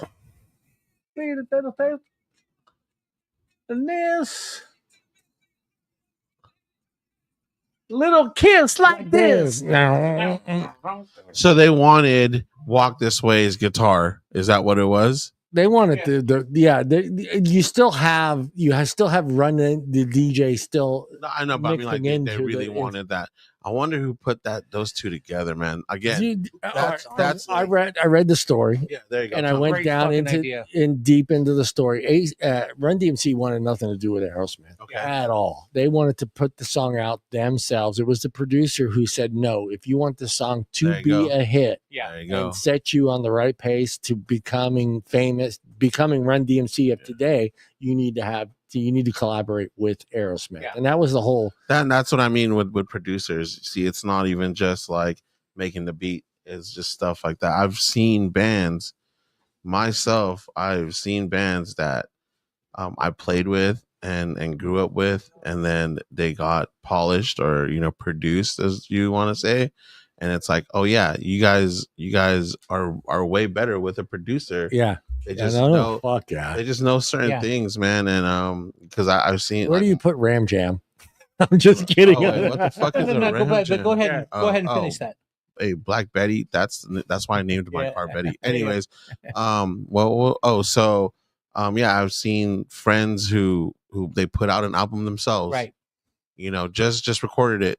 Yeah. Went to a studio, recorded it, and then I saw a difference of them getting signed and having a producer. Right. Yeah. Meaning saying like, all right, no, you know what? You need to sing this part with more emotion. You need to do. Oh, exactly. They polish it, dude. Producers always like, Like it's just that person who has a certain Deeper ear kind of for stuff. connection to it. Yeah. Well, but also, again, I think that when they told him you need to collaborate with Aerosmith, the guy producing that song knew that I'm going to triple my audience. Yeah, putting these two groups together and getting the Aerosmith name out there. Because people who would never listen to Run DMC are going to listen, and now I they absolutely grow agree. huge. Yeah. And the more audience, the more money. Absolutely. To me, this is the beginning. To me, it is really the beginning, and I know they stated that it's the beginning, but I think this is the beginning of suburban white kids actually hearing Run DMC for the first time on the radio. I mean, if you wanted to listen to Run DMC prior to that, you had to be in the inner city. You had to you had to find an urban you radio had station. to buy it from the trunk of their car. Check this out. I wonder if it'd be different, but look, you see how it says it's Run DMC's channel or whatever? Yeah. That's 633K. Oh, that's just subscribers. I didn't thought. That's just their subscribers. I was gonna say It's Tricky is 100 and playtime views. I wonder how much this one is if it's the top song. I would have to say this one in My Adidas. That was a big song for them. Adidas, bro. You never heard that? No, I heard, dude. Yeah, I love My Adidas. That's all right. I was gonna say if you haven't heard that song. Well, okay, let me finish reading this. Collaborated with rock bands like Aerosmith and artists like the Beastie Boys. White rappers from New York gained popularity, and the cultural barriers between hip hop and white youth began to blur. Yes, there you go. This is truth. Yes. Middle class white teenagers in the suburbias, often far removed from living experiences, despite the lyrics, were drawn to the music, rebellious tone, and raw energy and authentic. And that's what I think that's what brought me in. It was just a different beat, Bob. It wasn't that. It wasn't fucking Eddie Van Halen just fucking ripping a guitar. It wasn't fucking Axl, or it wasn't any of those people for me. It was just like, hey, this sounds good on my 12-inch fucking woofers, man. Yeah. And that's they did that for a reason. Yeah. Like they were bumping that shit in their car too. They were bumping it on, old boom boxes. Like absolutely. Yeah. Don't get it twisted, dude. I think all those guys too, they did listen. There was no way that they didn't listen to rock. Right. There's no way. Let me ask you this, because this is funny, because we all have our oh shit, we can't have anybody else listening to us hearing this music. Yeah. Right? The Tiffany's, the fucking I have Debbie Gibson. Tell you something. I'm sure Hunter's got a few that he doesn't. Mine are vastly different from the rest of y'all, though. Oh, go ahead. What's your I'm a huge Taylor Swift fan, dude. Yeah, me too. I love Taylor Swift, bro. Shake it off, baby. Those guys, I mean, it was one of those things where it's not like Brandon, what is that term, Bob? I forget what it is. What? Like guilty, is that guilty? Your pleasure? guilty pleasure song. Guilty pleasure. So on long road trips, my wife does a lot of the driving. Yeah. So I'm like, dude, play whatever you want to play. Yeah. She plays Taylor Swift, and I was just sleeping. So like, not knowing, it was just like, I know I would hear a song, and I'm like, oh, I know this song. I didn't play. I didn't pick. I don't know the name of it. I just knew it because when I was asleep, it was playing. And man, there's a reason why that, why she's popular. Yeah. Let's get I like Megan What's Trainor. Hunter's guilty pleasure song, Hunter? So before I go into it, it's most of my guilty pleasure kind of artists and all that all under a subgenre of rap. Oh, okay. Meme rap. Did you say meme rap? Yeah, like memes, jokes, internet jokes. Yeah. There's a meme genre. I have to say, top artists from there would be Young Gravy, Shotgun Willie. Oh God, Young Cracker, stuff like that. And it's all just you listen to it and you're like, this is a horrible song, but I can't stop listening. You can't stop. How about you, Bob? What's the song at the stoplight you don't want people knowing you're singing, dude? Turn it down. Well, if I'm at the stoplight and usually if I'm at the stoplight, whatever's on, I'm blaring real loud. Yeah. Hoping it's some Elton John so people can see. No. This is the guilty pleasure song. Guilty pleasure. Well, we already know about Brenda Russell. Is it 99 Loft Balloons? No, Nina was hot, but no. That song, dude. All right. Starland Vocal Band. Okay. What song they sing? Go ahead. I don't know. Afternoon Delight. It was a one-hit wonder, 1976. Thinking of my baby, gonna hold it tight, gonna try to get some afternoon delight. That's our name of our show. You know what afternoon delight is, right? Yes. Yes, sir. okay. Yeah, sleeping with your sister. Yes. Wait, hold on. What the fuck? No, it's not sleeping with your It's sister. about having, It's getting sex in the afternoon. I thought it was about ice cream in the afternoon, but There you go. When you were a kid. It's not about ice cream. Hold on. I'm like 13 years old when the song comes out. Yeah. And I knew right away what it was about. Oh, for real? Yeah. Okay. So with my parents, and we're driving somewhere, and I'm singing along, and my mom's enjoying it and stuff. She goes, "This is a nice song," and stuff. I'm like, I'm laughing in the back seat, and they can't figure out why, because I don't want to tell them I know what it's about. Yeah. They're just enjoying the music. You know what I mean? Yeah. You old people, go ahead. You think they're holding hands in the afternoon? You go get your freak on. I don't know why I thought of like Bob, just like a little kid eating a sandwich, just loving the shit out of it, going like, "This is my afternoon delight." He's like, "Dad, like, ooh, my little afternoon delight." Afternoon light would have been ice cream, okay? Soft serve. Right. Chocolate ice cream. What about you, John? What's your? It's Tiffany, dude. It's Tiffany. I think we're alone now. Yeah, when that song was on the radio, for some reason, I blasted. I don't give a shit who's late. I do roll the windows up, though. Yeah. I do roll the windows. And you stop singing? I do, kinda. I look around, but that song is so fucking catchy, dude. You know that's a remake of a Beatles song, right? Yes, it is a remake. Oh, I didn't know that. Yeah, it's a remake of a Beatles song, and that was her only hit. She would go to malls. So she would go to malls across America, and she'd sing that song in the mall. Okay. By the 1990s, hip hop became a dominant force in popular music. This period also considered the golden age of rap, featuring artists like Tupac Shakur, Notorious B.I.G., Nas, who delivered gritty, poetic accounts of life in America, inner city, despite perhaps because of the raw content, white suburban teens were some of the genres most enthusiastic consumers. Right. That's what I find. Is it okay? I'm going to go to Bob on this one because he's white. Okay. Oh, I was gonna say and Hunter. Sorry, Art. Hunter. Sorry, Art. I don't care in two-tone life forever. Don't take me wrong out there, internet world. Is it a guilt feeling of? Oh no, there was nothing guilty about it. I think what it was it was a different way for white suburban kids to revolt against their parents' rules. Oh, because early rock. Yeah, because they know that their parents didn't want none of this hibbity hobbity music. Okay. Now, by the way, that was from Barbershop. I got you, dude. I got you. But I think that was Cedric the Entertainer. Yeah, that was white suburban kids revolting against their parents. That was their version of Kiss. Yeah. That was their version. So it wasn't a sense of, oh, look how good we got it here in suburban America. No. Okay. Oh, hell no. Okay. No, white kids aren't that smart. Yeah. Jesus Christ. Say that. No, seriously, no.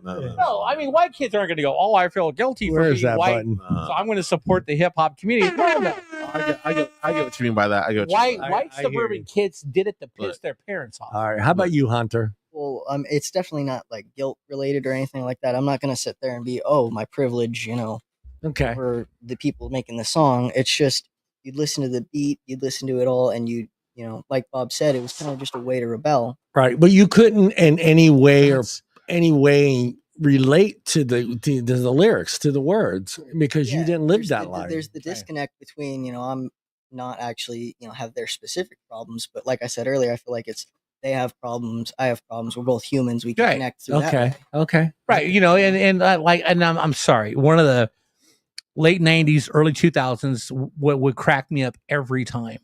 I'm driving down the road or I'm near a mall. I see a white kid with his pants down, wife beater, and a do-rag. Mm-hmm.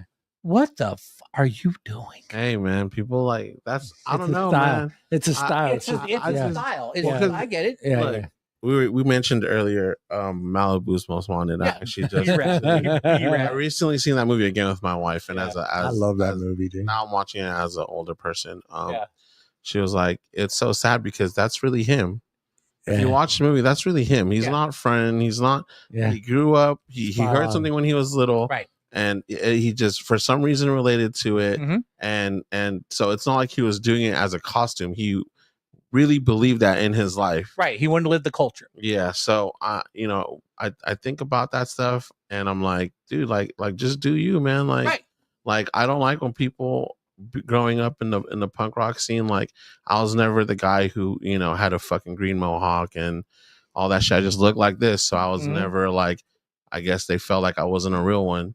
And I'm like, that fucking sucks and it hurts. But like that's just life. I don't think we should be the kind of people to like, if Hunter says he likes hip hop, I'm gonna be like, man, you don't know about hip hop, right? When look, he knows a lot about. He knows a lot about hip hop. So I have, Brandon, my nephew, and my best friend's son, and Mike. Right, dude, lyric word for word. Oh yeah, word for word. And dude, I'm even shocked that Hunter likes like the kind of hip hop that I like. Yeah, but I would. I would never be like, nah, dude, like you don't know that. Yeah, you don't know about that shit. Like that's so incredibly like weak to me, dude. Like, but what you're talking about with kind of rebelling and stuff, it's a trip to be a parent and like like I said, my kid is like Hunter's age, so like you don't feel like let me go listen to this other kind of music because my mom likes this music. Did you ever feel that way, Hunter? Not really. It was more or less just. My mom kind of introduced me to this genre and the types of music, and then I kind of ran with it.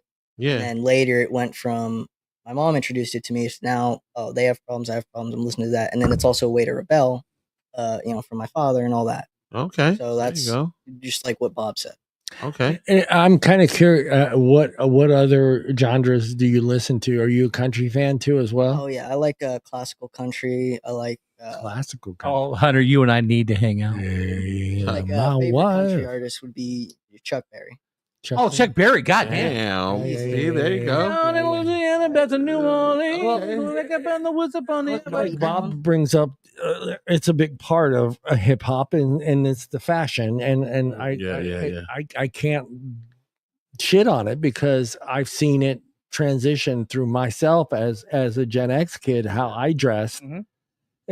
Following not just the music but the MTV videos and how I dressed, and then seeing that next generation, like my little cousin generation to grunge, when grunge was just so huge, right? And so like when I find it appealing, I don't even know like the right word to use. Like, do I feel like it's necessary to have your pants halfway down your ass? And I get it.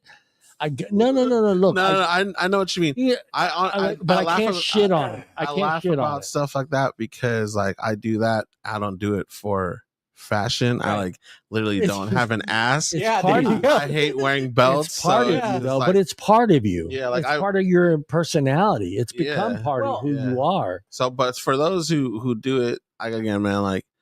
It's all fashion, dude. It is. Well, it's the way people want to feel comfortable, the way they look. Like we talked about this prior shows. Like, remember we talked about, do you feel that lifestyle, that look that you have transcends with you into your 50s? Yeah. Remember we talked about that on a prior show.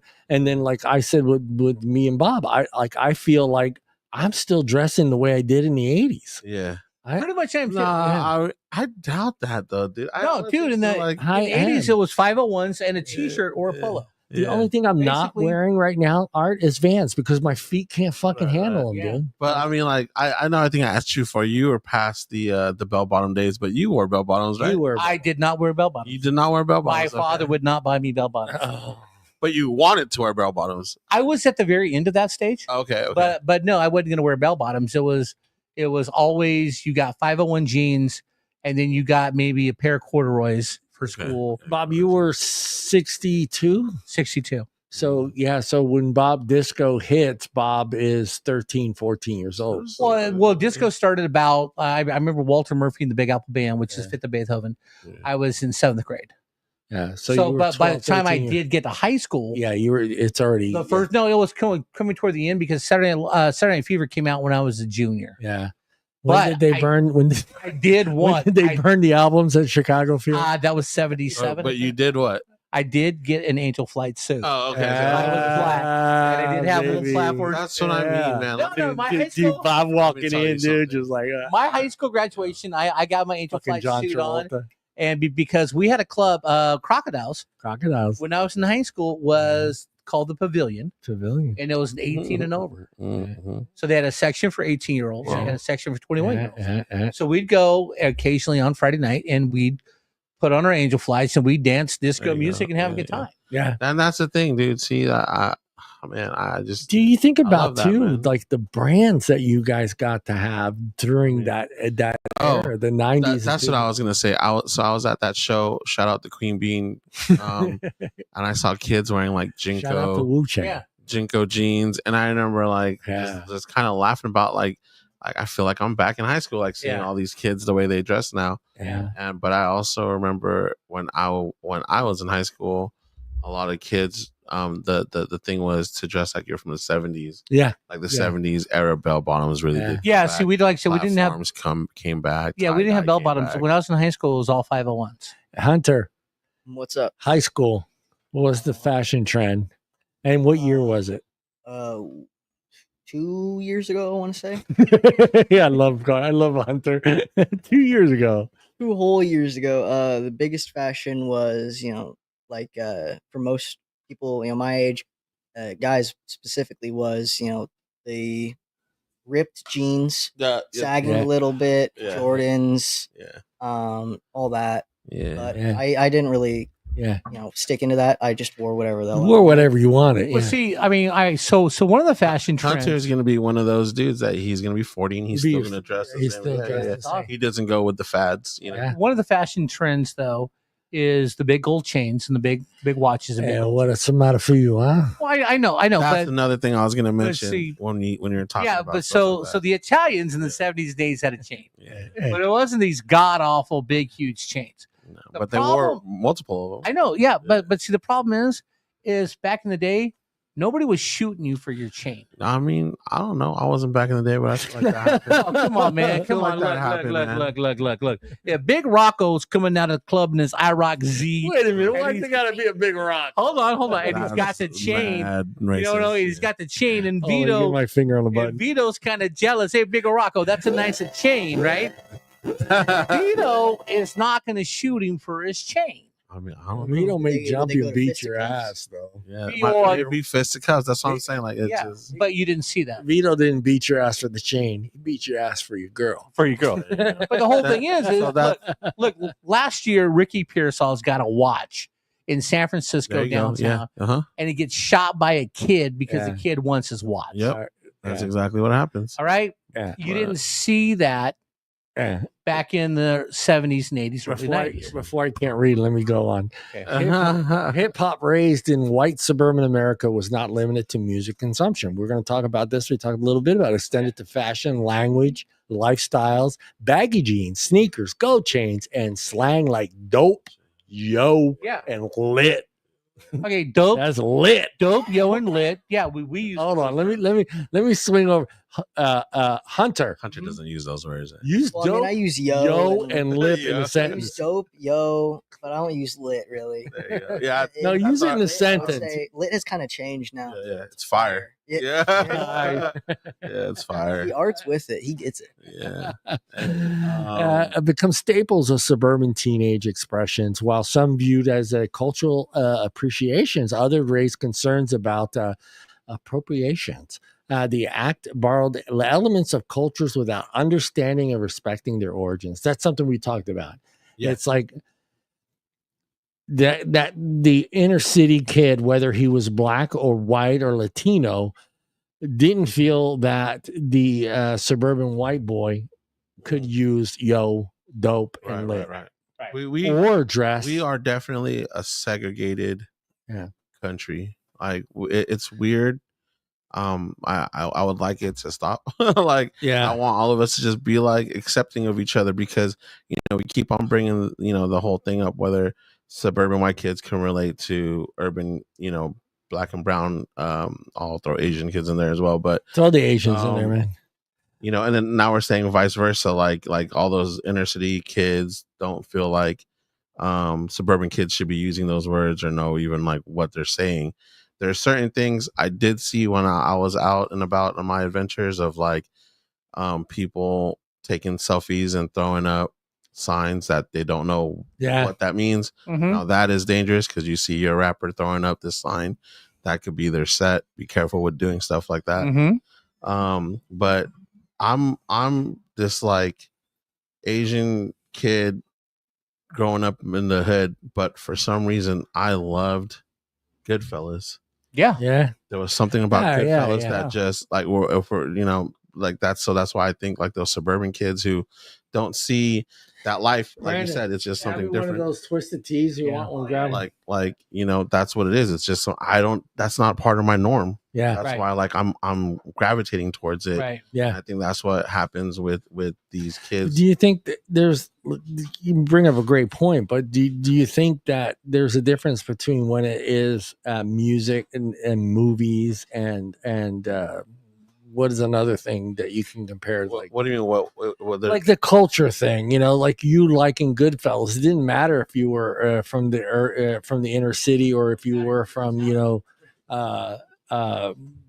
suburbs. It didn't matter that you like Goodfellas. No one said you shouldn't like Goodfellas. Right. Where you got hip hop and inner city kids saying you shouldn't don't use those words. You can't be, you don't understand the hardship, the what we've gone through as far as living in inner city. You don't understand the word. You can't comprehend these words. They're just words to you. I get that to some point because there's a lot of like, so we're talking about like mafioso or like Italian stuff, right? Mm-hmm.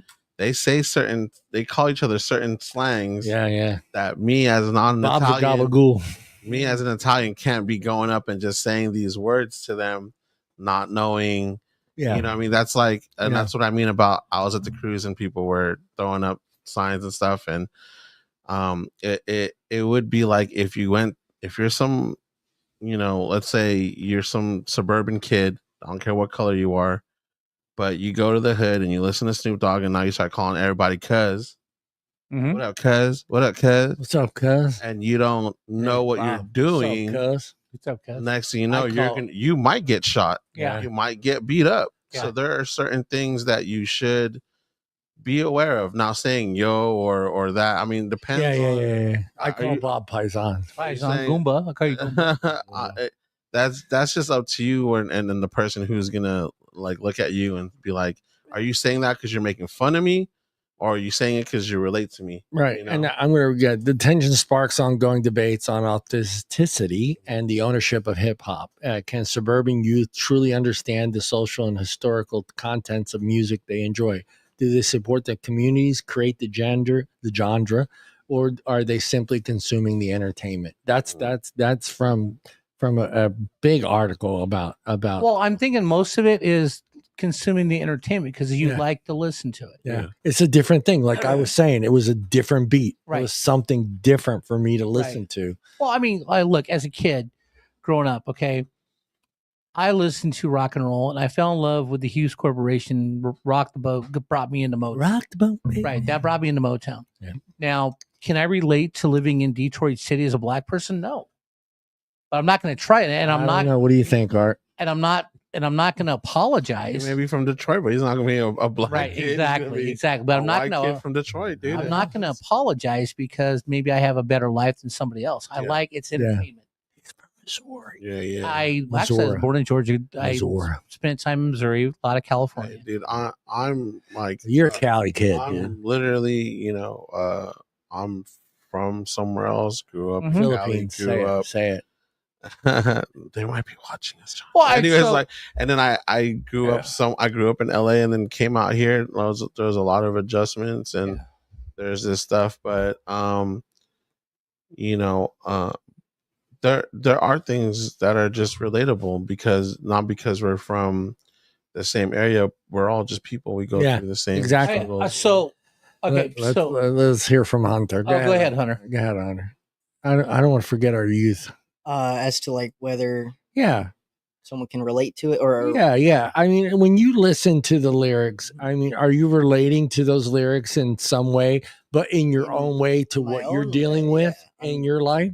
Yeah, okay. I'd relate to them, and I understand, not necessarily the exact struggle, but I can understand it, and I can listen to it and appreciate it, and then think back and, hey, I have this going on. May not be the exact same thing, right? But we both are going through it. And then there's also that, like, what you were saying was the consumption of it all.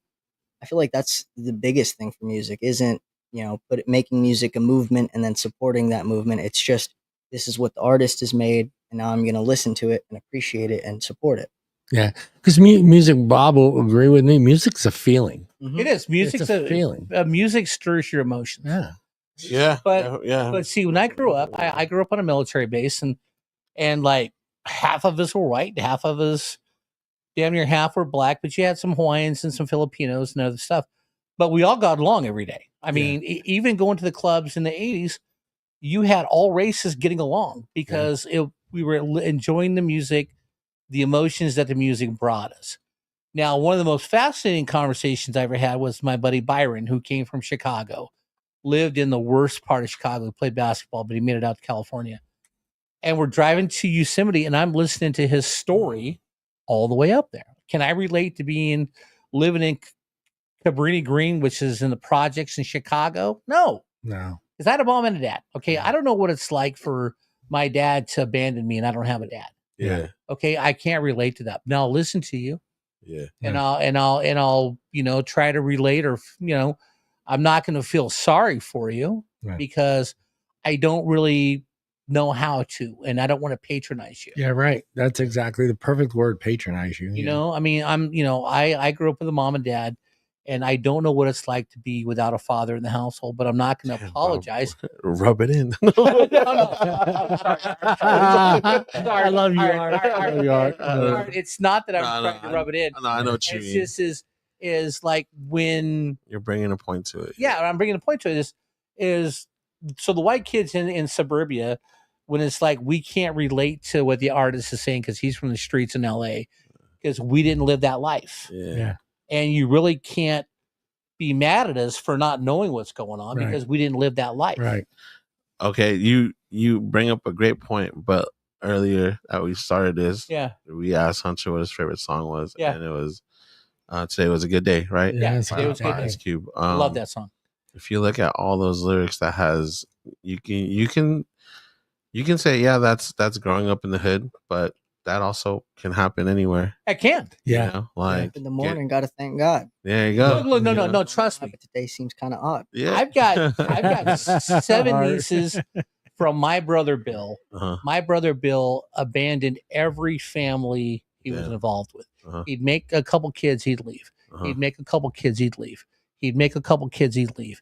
He made a kid he never met and left before she was born. Wow. So he's got 7 daughters that didn't grow up with a father. Yeah. The first wife and 2 kids, she got remarried, so they've had the same stepfather for 30 years. But the point is everybody can every race can relate. It doesn't matter. It doesn't matter. It's not garnished to a specific race. But I can kind of understand like why the inner city kid wants this to be their own. Sure. I can kind of understand that in some sense, in a way. But then again, I think of you commercialized this, not commercialized it. I'll take that back because you put that out there. You did. So you want someone to listen to these words and understand these words, and somehow with music is all about how you feel about those words, how that music or how those lyrics affect you. Like Hunter is saying, whether or not you've never lived that life, but it kind of relates to something you're going through in life. So for me, when I hear like this is our music, I don't like that. I don't like that at all. I mean, if you write music for people to listen to and hear, you want to share a message, you're sending a message out there. Yeah. And when you do that, you got to accept who's listening to that music, whether it's the white kid from fucking Bel Air or it's the kid from East LA. You got to accept that and not criticize the kid from Bel Air for not understanding the lyrics. But again, like Hunter's saying, that kid from Bel Air may be going through some other things. A parent that's too possessive about or a their parent that wasn't there. education. I mean, just because you live in Bel Air doesn't mean your pops didn't leave you, and then your mom had to remarry. He didn't send you to fucking, to some fucking military school. Exactly. You know, that was the threat me and Bob went through. Not me. I never got that. That motherfucker. My parents got that motherfucker to come to our house. I never got that. He came to our house with the film, dude. He was there. Bob was over there. He came with the film, dude. We watched this film, dude. Like we're going to go to. We thought we were going to military school. Dude. I never went through that because before I was 9, you straightened up. My father hit me. Okay, spanked me. There you go. It was his way. I never had a choice of acting up because I knew what the consequences were. Yeah. Right. And then after 9 to 10, I got lectures. I remember being 16 years old, getting a 2-hour lecture from my dad. And I'm like, could you just please beat me? Yeah. So we can get this thing over. All right. Despite criticism, hip hop also served a powerful bridge from cross-culture understandings in classrooms, on social media, and concert venues. Hip hop has sparked controversy about race, equality, American identity. White suburban youth exposed to the message of artists like, I hate saying this name, Kendrick Lamar, J. Cole, Rhapsody. I don't know how to say Rhapsody? that. Yeah, many developed a great awareness of semantics. I can't even say it. I'm so fucking drunk. I can't see the word. Semantics. There you go. Thank you, Bob. Issue affects communities beyond their own. That was systematic. Automatic, systematic. Automatic, systematic. That was goddamn tequila, that man. was Dancing Machine by the Jackson 5, man. She's a dance machine. Okay. I'm gonna go to Hunter. Hunter. Well, I feel like it's just like what you were saying earlier about the music connecting to everyone, or at least most people. And I'm gonna go back once again to "Today Was a Good Day" by Ice Cube. Yeah. Is that first couple bars immediately can Bob, stop touching your mic. Everyone. Just getting where I want it. Woke up in the morning. Yeah. Thank God. That can relate to, people who believe in God. And it goes, don't know why, all that. And then first actual real bar is mom cooked the breakfast with no hog. That can relate to just about any kid out there. Yeah. If your mom cooks something you don't like. Now Fuck that meatloaf. Fuck that meatloaf. Why do you put pickles in it, bitch? Already can relate to a lot of little kids or even younger kids. Yeah. All right, Mr. Sharp. Yes. Let me ask you, okay, because the next thing that comes up, Art's gonna hit me if I talk. I'm gonna go Art first because Art I think has a little bit more understanding of social media than you do. I don't know how to use Snapchat, so I got one, but I don't use it. I don't know how to use it either, dude. I keep seeing my face like you, and I'm like, what the fuck am I doing wrong on Snapchat? Why do I keep seeing myself? But internet, social media play a key role in solidifying hip hop influence in suburbia. Mm-hmm. Yeah, man. I think that the internet in general solidified a lot. So you start early 90s. I'm talking early 90s internet. Yeah. I think the thing about like music in general. This is what I love. The great things about the internet. Like you were saying, MC Hammer. Boom! You're selling your tapes out your car. You're gonna be like the local guy. Mm-hmm. Me and Bob were dancing to that song. We were. You get signed. Your music is played. Kind of like across the country, but maybe only like depending on what region you're from. Like you become like the West Coast guy or the East Coast guy, the down south guy. But with the internet now, like last time we were playing Humankind, it touched. He's influenced by Southern rap, like you could tell by that song, and that's all the way in India. And dude, we got blocked. We got blocked by those people, dude. They I think it was Bob's fault, dude. The impression. Bob, I don't know. Bob went into his Indian accent, and I think they just fucking blocked us right off. Then that's messed up because you guys need to listen to the whole. No, I love the song. Bob did too. Bob, I loved it. I love that song. We just. The internet helped a lot. Now TikTok, you put a little snippet of a song, SoundCloud, all that stuff. Well, now it's Spotify, but a little bit ago, you got to go back a little bit further because you had Pirate Bay. Oh no, I'm talking about. So Pirate Bay is like you're downloading stuff. Yeah. SoundCloud is more or less like legit download. I guess a legit download, but it's like a way for like your home producer, your home artist to be able to just put their music out there. I could play and sing a song and just put it on Instagram, like right there, right now, and then it's able to touch however many people have Instagram. You know what I mean? If I cover Aerosmith song, then it's gonna hit all those people who like Aerosmith. Like their algorithm just it helps, So I'm gonna throw out a name. Yeah. And I know you're gonna go, that started it all. MySpace. Yeah. And the personalization that you had with MySpace. Shout out with music. Tom, man. Tom, everybody's friend. Yeah, everybody. I'm still your friend, bro. I'm still your friend. Hold on, Hunter. Do you know MySpace? Hunter does not know nothing about MySpace. The only thing I know about MySpace is you have your own MySpace page, and that's about it. All right. Yeah. Well, MySpace close enough. That's what MySpace basically gave you the opportunity to like if you clicked on my link and you went to my page, not only did you get to see what I look like, but you got to hear my top 10 list. Yeah, top 10 list, all that stuff. I got into a lot of bands because of MySpace. I never had a MySpace. Yeah, really? But no, I didn't. I started with Facebook. When I was late. Okay. But the whole thing is like when you said social media, Justin Bieber started on YouTube. Yeah. Okay. Yeah. A lot of guys started on YouTube. Yeah. We're going to get into that too, because that's a big thing of what caused the movement to be where it is today, and not just YouTube, but actually just the ability to now produce music from your home. Yeah, the equipment, the early stages, even of just like the Casio. Hunter pulled it up. I can't remember the name of it, but the Casio synthesizer and the mixing. I believe it or not, I don't know why I bought it, Bob, but I bought a fucking scratcher that plugged into my fucking I never used the goddamn thing, but it was a beatbox scratcher.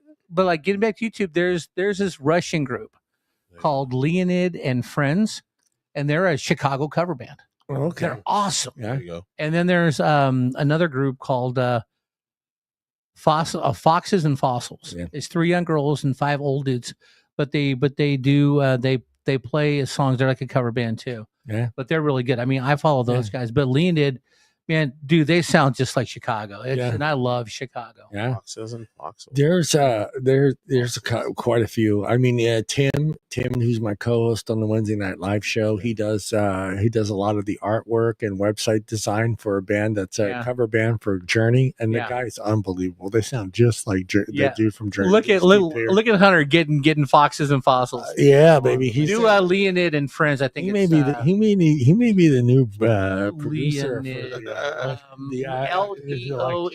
I believe he's gonna be here 4 nights a week. Doing, I think it's Leonid and Friends, but yeah, show, the BS show. They're a Chicago cover band. I think that you're right. I mean, you had in the early days, like myself, I could see myself getting sucked into the internet in the early days when AOL came out. I was hooked. I was like, I gotta have this. I am glad that there was not social media when I was a kid. Oh no, dude. I never would have cruised McHenry and had so much fun. There would have been no way. I would have been. I don't know, dude. Bob's TikTok would have been lit back in the day. Can you imagine? And check me out at Bobby Boogie. Yeah. I'm rolling. Hey, the video that I posted the other day, that would be Bob. I'm at the 7-Eleven on McHenry. I'm 7-Eleven. If you're not here, where you at? I'm rolling up to girls going, hey, are you Google Maps?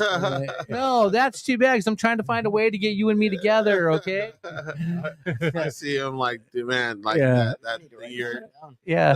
thing you're telling me about, the story where you had the naked chick run into the store. Yes, that was awesome. That would have been on TikTok. That would have been TikTok. That would have been TikTok. Yeah, that was the night of playing strip poker. Yeah. So you got to give it to the early stages. I remember I was part of the early stages of YouTube when it first came out. I mean, there was nobody there. It was a fucking ghost town. There was basically cobwebs on that website. Cats playing the piano. Right. I mean, and I've got to watch a lot of people really in the early days, really, just Marquise Brown, Linus Tech Tips. There's a lot of those guys that just started early, that just boomed on YouTube. and music was a big thing. Being able to produce your own stuff in front of a camera, having the equipment. You didn't have to go to some fancy studio. You can go to Fry's, which I don't know if anybody knows who Fry's is. Fry's Electronics. Fry's Electronics, or Comp USA. It's Comp USA, Egghead. Radio Shack. Radio Shack. You got Radio Shack. All those places are gone, dude. But being able to buy that equipment, and one of the things that I noticed was in the early beginnings. I'm trying to look it up, bro. No, I'm not. I'm just no. I'm trying to look up Hunter is. This is you guys are talking but in the early beginnings, that was one of the things I found very appealing with YouTube, was being able to see these people come on and sing in front of a camera and play guitar and write their own music. And for me, growing up, and Bob himself too, growing up in a generation where we didn't get that opportunity. You had to play in front of fucking shitty ass bars in the middle of the fucking night, and what to have your to get famous, Yeah, I got you. Where you didn't have, even in the early days of YouTube, you really didn't, you didn't expect to getting like 1 million fucking hits on a song, but they were building up as YouTube grew. So did those influencers, those creators, and music was a big part of YouTube in the beginning. I think for that platform to be available. For people that, let's be honest, like we're scared to be in front of an audience. Yeah, they learned how to capitalize on it. Exactly. I had YouTube in the early, the early stages of it, and I thought it was a place where you just put your stupid little videos up in the beginning, and then people started doing, like they actually started doing stuff on there, making vlogs, making music videos, stuff like that. Oh yeah, unboxing videos, dude. My daughters try to do it. That's where I've seen the first bum fights. Wow. No, I actually. Where did I see? I think I seen bum fights. YouTube, baby. YouTube was the first bum fights, dude. Yeah. I remember my friend coming in with a fucking VHS. If you were actually filming them, like the guy, the cover was a dude that was like this, and he had like bum fights on his knuckles or some shit. Dude, the internet really. Yeah, it did. I mean, like go ahead, Hunter. Or there's on social media. I forget if they're on YouTube, but like nowadays, bum fights. There's this one place called called Street Fights or Street Fights. Yeah. Oh no, dude. I don't know if that's the same thing. I think what you're talking about is like, because back in my day, there was a guy like Kimbo Slice. He would do like street fights. Yeah. Yeah, these bum fights are like they straight up. There's some paid, twisted tea in the bottom there, Bob, behind the Coke, if you want. Oh, that's right. Hey, Bob, can you grab me a twisted tea, please? Grab art. The influence of hip hop on white suburban America don't matter is what a flavor. Complex and multifunction story. What began as a form of cultural resistance in the Bronx has become a powerful force in correction and expression, and sometimes tension across communities. While challenges around commercialization, I'm going to try to say that word, man. Fuck, you got it, Johnny. Fucking tequila. Remains hip hop has undeniably shaping the taste, style, and suburban youth and performance wise. Again, I'm going to go to Bob. What was the question? We're going to go to Bob. I'm going to ask you the question right here. There has been this has been hip hop right here, where you had rock. Has been here. Right. Rock has been the top of the charts for 50. It took 50 years for a hip hop song to finally, what is the word? Come up as number one. And now we're seeing the transition, and we're seeing the transition flowing back to country. Right. Yeah. How do you feel? What do you think it is? Is it just a whole new generation? Which I can't even remember. What they Alpha, right? Yeah, the new one. Alpha is the new generation. So the Alpha, Gen Z. Yeah, okay, Alpha. Yeah. And then we're sure the two generations that don't get mad at me, Hunter. Okay. Millennials. They don't have money yet. So millennials, Gen Z, is there Gen A or something? There's Gen Alpha, and Gen Z, and those are the two. And now Gen Z too. Again, there's unfortunately, not unfortunately, you have older Gen Zs and younger Gen Zs. Like you have older Gen X and you have Gen. So Gen Z still at. So the highest I think Gen Z would be about 25. Okay. Yeah. So that's right. So you still there's still a group that's still establishing themselves financially and in the workforce and other things. So as far as money, what's the question? Exactly. The question is, why do you think that transition has switched over from hip hop to country? Why is country now also? What is drawing in Alpha and Gen Z to the country beat and rhythm? I think it's the message. Don't say wholesome. No, I think it's the message. Okay. I think it's the message that people want to hear. I mean, it's why did we get into rock? Why did we get into country when we were younger? Why did we like R&B? You like the message that it was portraying. I think part of the reason why people are switching, and don't get me wrong, I'm just a 62-year-old man with an opinion. You're a young guy. Okay, but what I'm thinking is people are tired of the message and want to move on. Yeah. So do you feel like that, Hunter? Do you feel like the message has gotten burned out? I feel like it's kind of staled in a way. A lot of newer artists are kind of just repeating what has already been said when it comes to rap and hip hop. But it also, I feel like, is the difference between modern country and then, classic country. Mm-hmm. Right. But the message of country has changed a lot now, where it's more kind of based in romance and stories like that than party. It was at the time. Yeah. Well, yeah, because I mean, okay, look, I'm not going to be the popular guy on the panel here right now. Hold on. But that's fine. I'm not. You don't need to do that. Okay. To get ready for. I'm always ready for Bob. I know. I just think that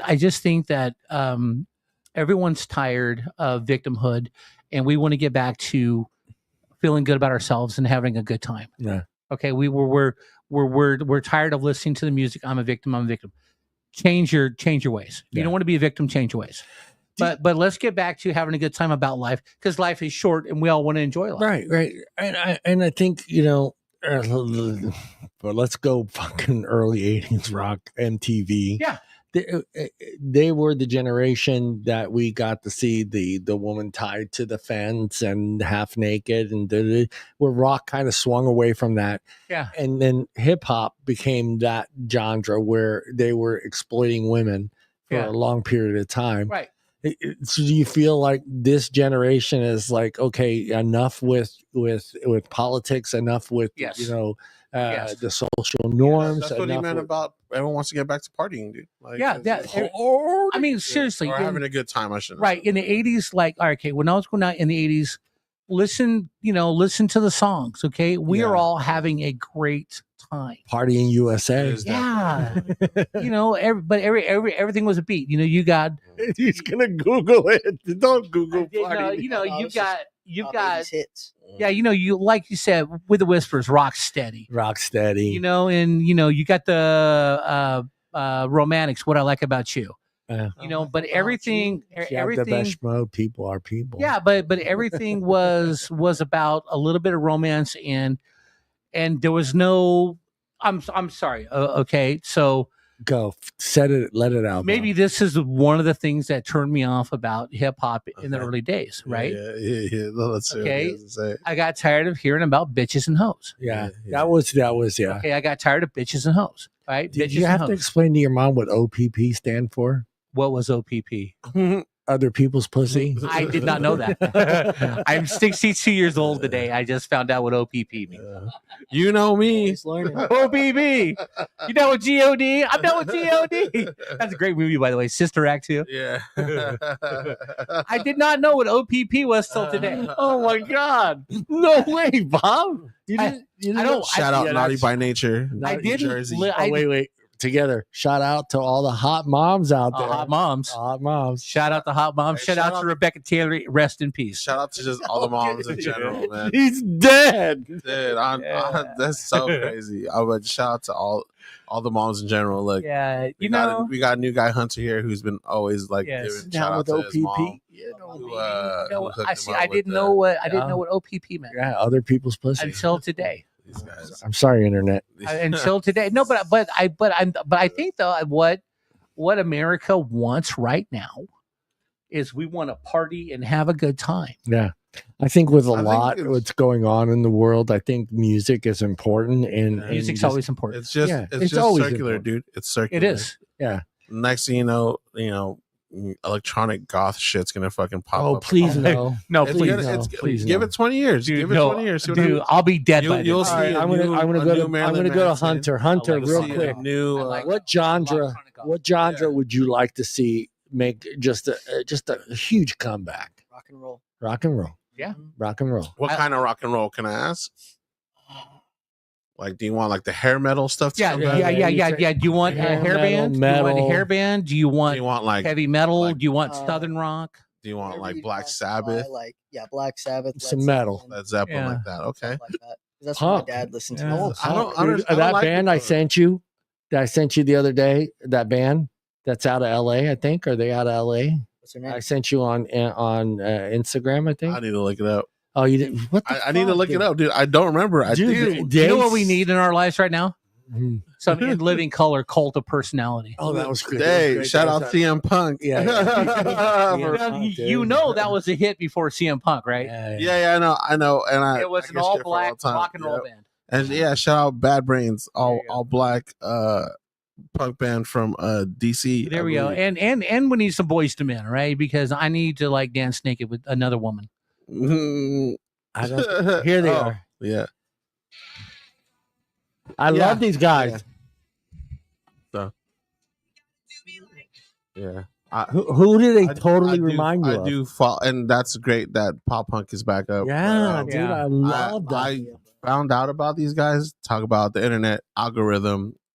It was just on the stories. It was them playing a short song, and then they went to all the comments. Yeah, and they all commented. I love this song. Yeah, that they're singing "My Own Worst Enemy." Yeah. Yep.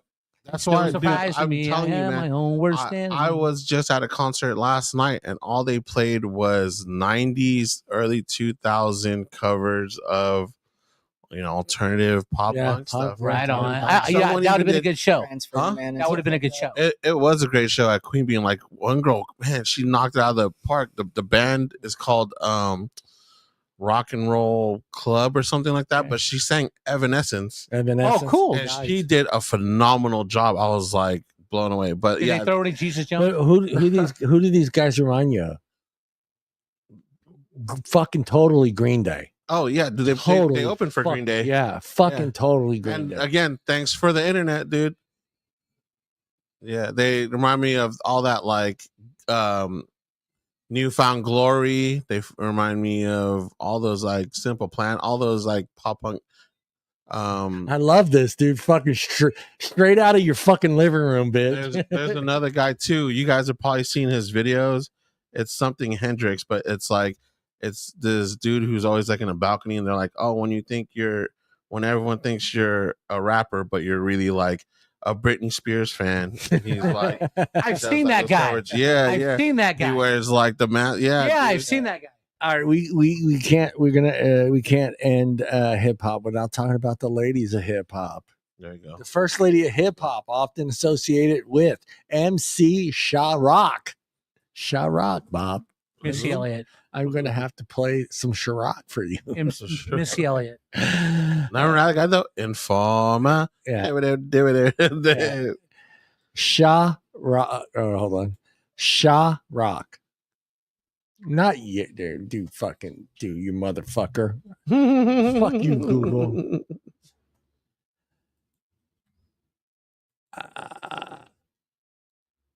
Are you ready for some Sha-Rock?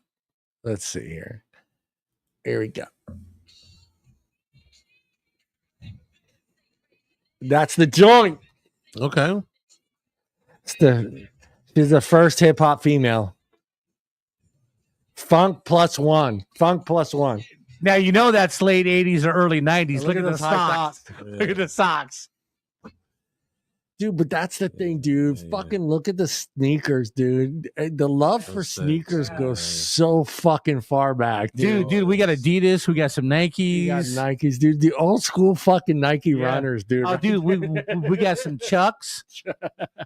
That's what's so crazy. Like we were talking about Run DMC, like when my Adidas came out, everyone said "fuck it," and they just threw out their, their Converse or whatever they're rocking. Oh, dude, well, Adidas, the no laces. The thing with Adidas was back then is nobody wanted to buy them, is because it was a German company, right? And everyone's just like, "Fuck Adidas, we got Nikes. Nike's American." Well, so before Nike, when they were made in America, before Nike made a scene, when Adidas first came out, all we got as a kids were Chuck Taylor Converse. They were $8 on base. Chuck Taylors. So I had a paper route. Topsiders. So I'm in the PX and I see this brand new pair of Adidas. They were like $18, and I bought them. And my dad's like, "Take them back." I said, "No, Dad. You said I could buy whatever I want to with my money as long as I don't ask you for any money." He was okay. Dude, I wore my Adidas. Look at these, dude. To baseball practice. Original 1970 something. Never worn. Dude, worn Chuck. I wore those in high school playing basketball. I would wear out 2 pairs of those a year. Size 13. Playing basketball. He'd wear them with some short shorts and some of short those. shorts and some long socks to the knees. Those socks right there with the stripes, dude. Play basketball. What's your...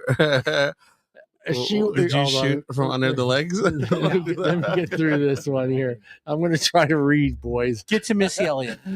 She was Missy Elliott. Missy Elliott. There's more before her, way before her. Yeah. She was a member of Funky 4+1. She is also known for her skills as a rapper for using the echo chamber. I have no idea what the echo chamber is, but I'm assuming that is what we call today the like reverb or whatever. Reverb. Yeah. Which became a common technique in hip hop. Another prominent figure, often recognized for her impact in the genre, was Sylvania Johnson. I don't know Robinson. I'm sorry. No. She is the mother of hip hop for her role in producing her first commercial success rap song, Rapper's Delight. Oh yeah, Rapper's Delight. Hip hop, hippity hop, bang bang, giddy hop. So I think that was another. See, like Rapper's Delight. Yeah. There's always that's the song. I'm 90% sure those guys did not write the song. Sure Hill Gang. She wrote the song. Yeah. She wrote the song. She wrote the song, and she wanted dudes to do it. Right, because they probably wouldn't buy it if she did it. Right, exactly. So that's the sad when thing. people talk about ghostwriting and all that stuff. I mean, I was talking about it earlier with Drake.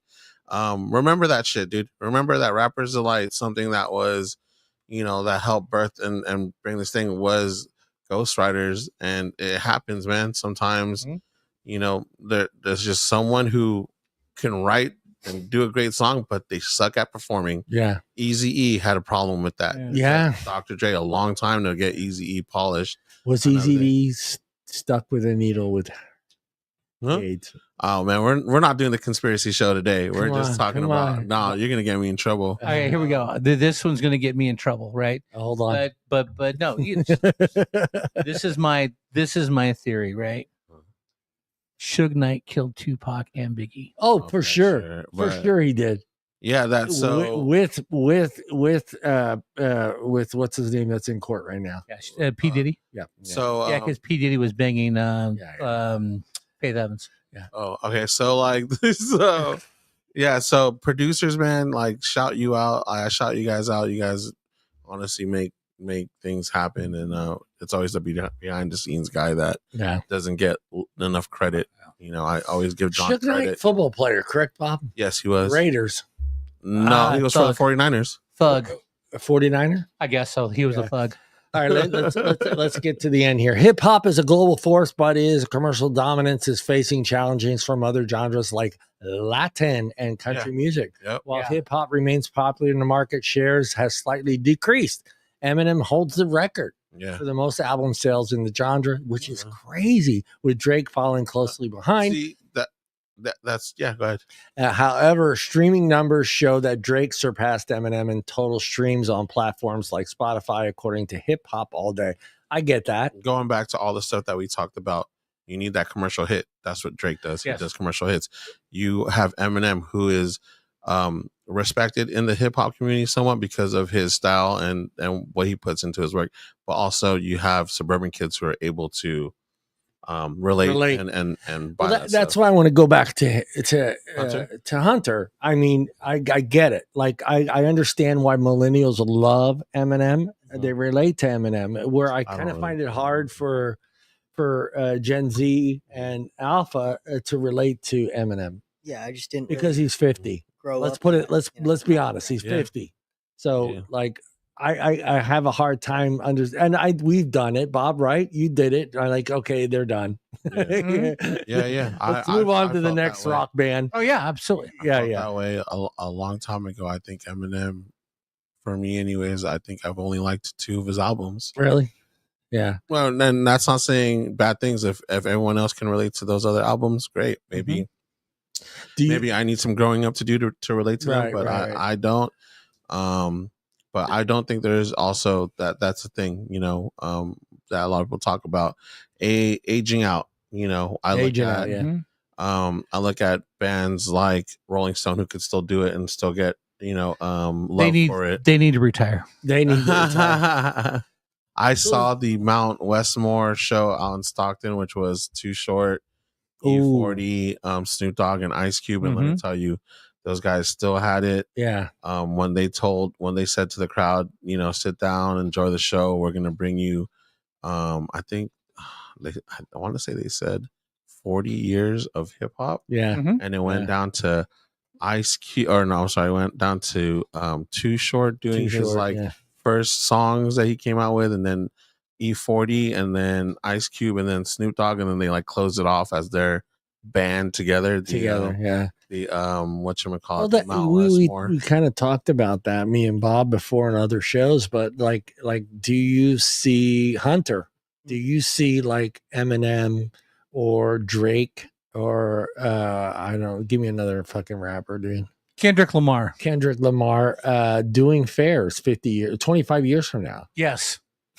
Bob, no hesitation for Bob. Yes, Turlock Fair, Turlock Stanislaus County Fair. Drake. What are you saying, Hunter? I wouldn't be able to say for like Drake or Kendrick Lamar because I just don't know much about them, but I could definitely see Eminem in 20 years still rocking it, still making new stuff. So Boys to Men played fair? the Stanislaus County. I think the Commodores played the county. What fair. that has to do with stuff, Oak Tree, is obviously like financial.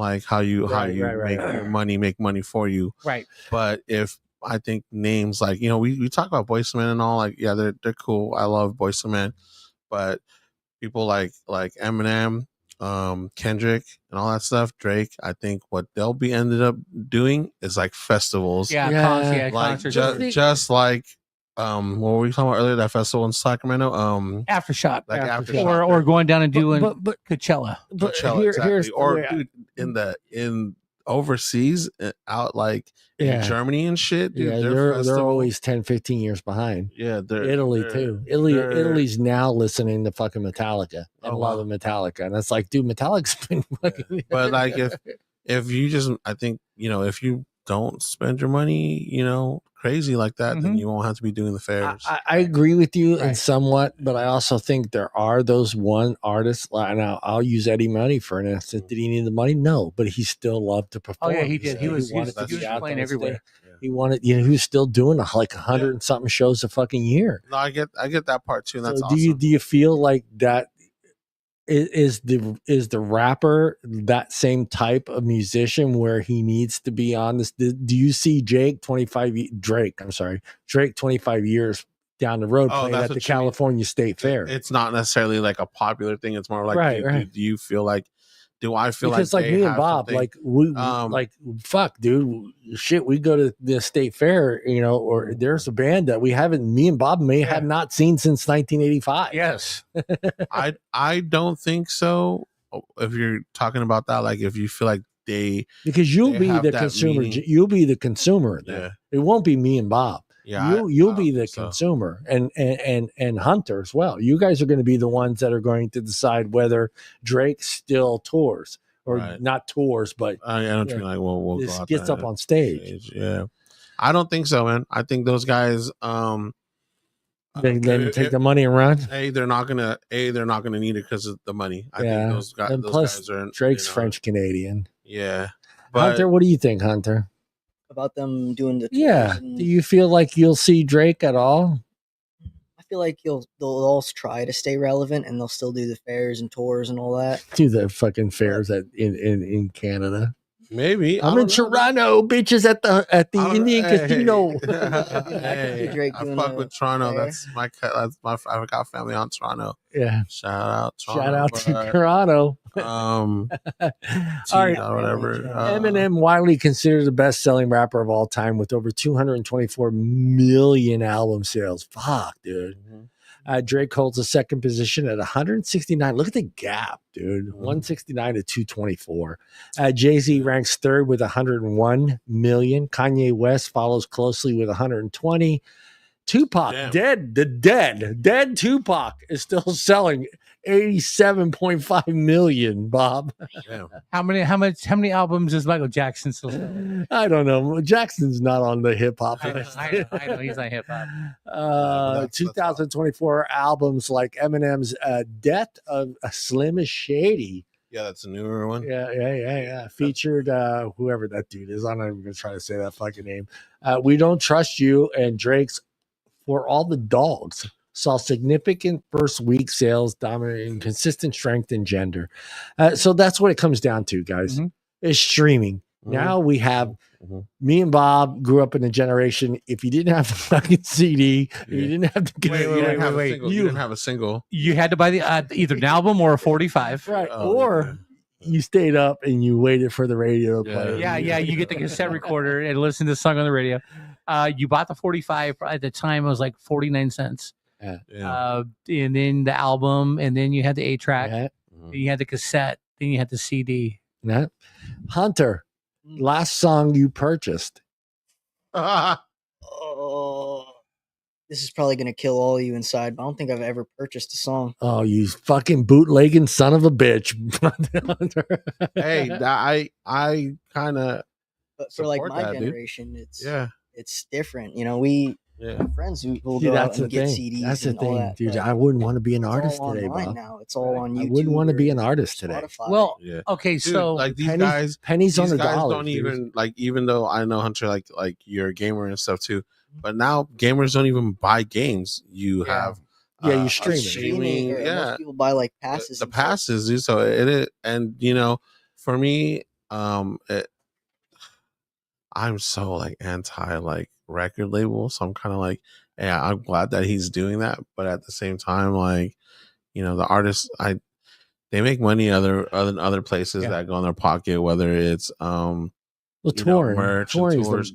But that's what I like about streaming, dude. Yeah, you put, like you said, you can put your money out there without having to go to a record label, and Bob, here we go. Put your music out there, make money. Yeah. The last thing I purchased was the album 20th Century Masters, the Millennial Collection, Scorpions, dude. And I was going through my phone. I only had a couple Scorpions. That's a great songs. Album too, Bob. Yeah, no, and I've listened to most of it. Yeah. You're gonna trip out. The last album I bought was Ride the Lightning, Metallica. I actually bought a great album. I bought the vinyl at Walmart. Oh man. All my other stuff, I have that Apple Music, so I just download it, man. And that's the thing. I mean, that's what makes it so tough today to be an artist, and like you said, it's merch. It's you gotta really love the artist. I still go out there and I buy artists' vinyl. Like this is an MGK bandana that I always rock. Like if you like the artist, man, there's other ways to support them. Yeah. You know, I was always going to ask about the black bandana. Yeah. I was going to always ask, Art, who are you affiliated with? I'm not affiliated. East to the FBI LA. that are listening, I'm not affiliated. Not affiliated. East LA Filipinos. I rock with, like, really, when it comes to, like, because we're going to talk about hip hop artists, like, I rock with two that, that's like, for me, that I would like claim I have their ink on my body, like, and that's like Wu-Tang. I have a couple Wu-Tang W's on me, which is weird because I guess they're saying something that, you know, there's groups like that, like Wu-Tang and ICP, who are musicians, but they're like categorized in like the police or whatever. Like yeah, ISP is technically a gang. yeah, so which is man, the insane clown posse. Yeah, the Jugalos, and then the Jugalos. Fago. Yeah, like I rock with EST, like MGK stuff, man. Like I really support that artist, and then MGK is Machine Gun Kelly. Yeah, Machine Gun Kelly. His grandma lives in Modesto. Shut up. She does. Dude, fucking Art's gonna go camp out in front of her house. I just don't. That's crazy. No. They had an article.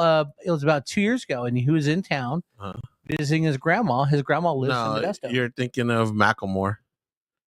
It was. I know. Was it Macklemore or MJ Machine Gun Kelly? Macklemore. If you look up Macklemore, I'm not gonna do that, Art. No, dude, because it's a music video about the producer in Modesto. It's Macklemore. called Glorious. Okay. Oh no, it's just called Glorious by Macklemore, and it's filmed in Modesto. I'm sorry. Then it was Macklemore, him and his grandma. Okay. Like the Macklemore got tattooed at my buddy's, or he used to work at that tattoo shop, but he takes her. That's the place over there on Rumble and McHenry. Yeah. Oh, okay. All right, let me read I'm sorry, this. so Macklemore. Let me read the rest of this. Well, I still can. While hip hop remains dominant force in music, the market dude, they just showed the marquee right there. The market shares and sales have shown recent declines after years of growth. This doesn't necessarily mean the single end of hip hop, but rather a shift in landscape with genres gaining popularity and consuming patterns changing. Here are some more details. Decline in the market share. Hip hop shares in the U.S. market has decreased from its peak in 2020. Wow. COVID. Even though it remains the most listened genre according to Newsweek. Yeah. For example, in 2023, hip hop and R&B collectively accounted for 26% of the U.S. market, a decrease from 27.8. Big fucking deal. I guess it's a lot. I don't know. I don't know, Bob. In 2020, according to Digital Spy, I don't know who Digital Spy is, but they seem legit, right, Bob? I guess. Where was I, Bob? The decline is also noticeable in the number of hip hop albums and songs reaching the top of the charts, with fewer hip hop releases reaching number one compared to previous years, according to Billboard. The reason for the decline: saturation of competition. You believe it? Mm-hmm. There's YouTube fucking. You can put out a fucking album on Spotify. Yeah. You can produce your own fucking music, put it out there on Spotify, sell it for 99 cents. Hope someone fucking downloads it. So yeah. What else? Emerging of new genres. Yeah. Like Latin and country music. Mm-hmm. Do I want to go into Latin? I don't know. It's up to you, man. I mean, I get it. You know, I got a Latin story. Okay, this is a funny story. He used to live down the street, like 2 houses down over here. He used to play for the Los Angeles Rams. He was a great guy.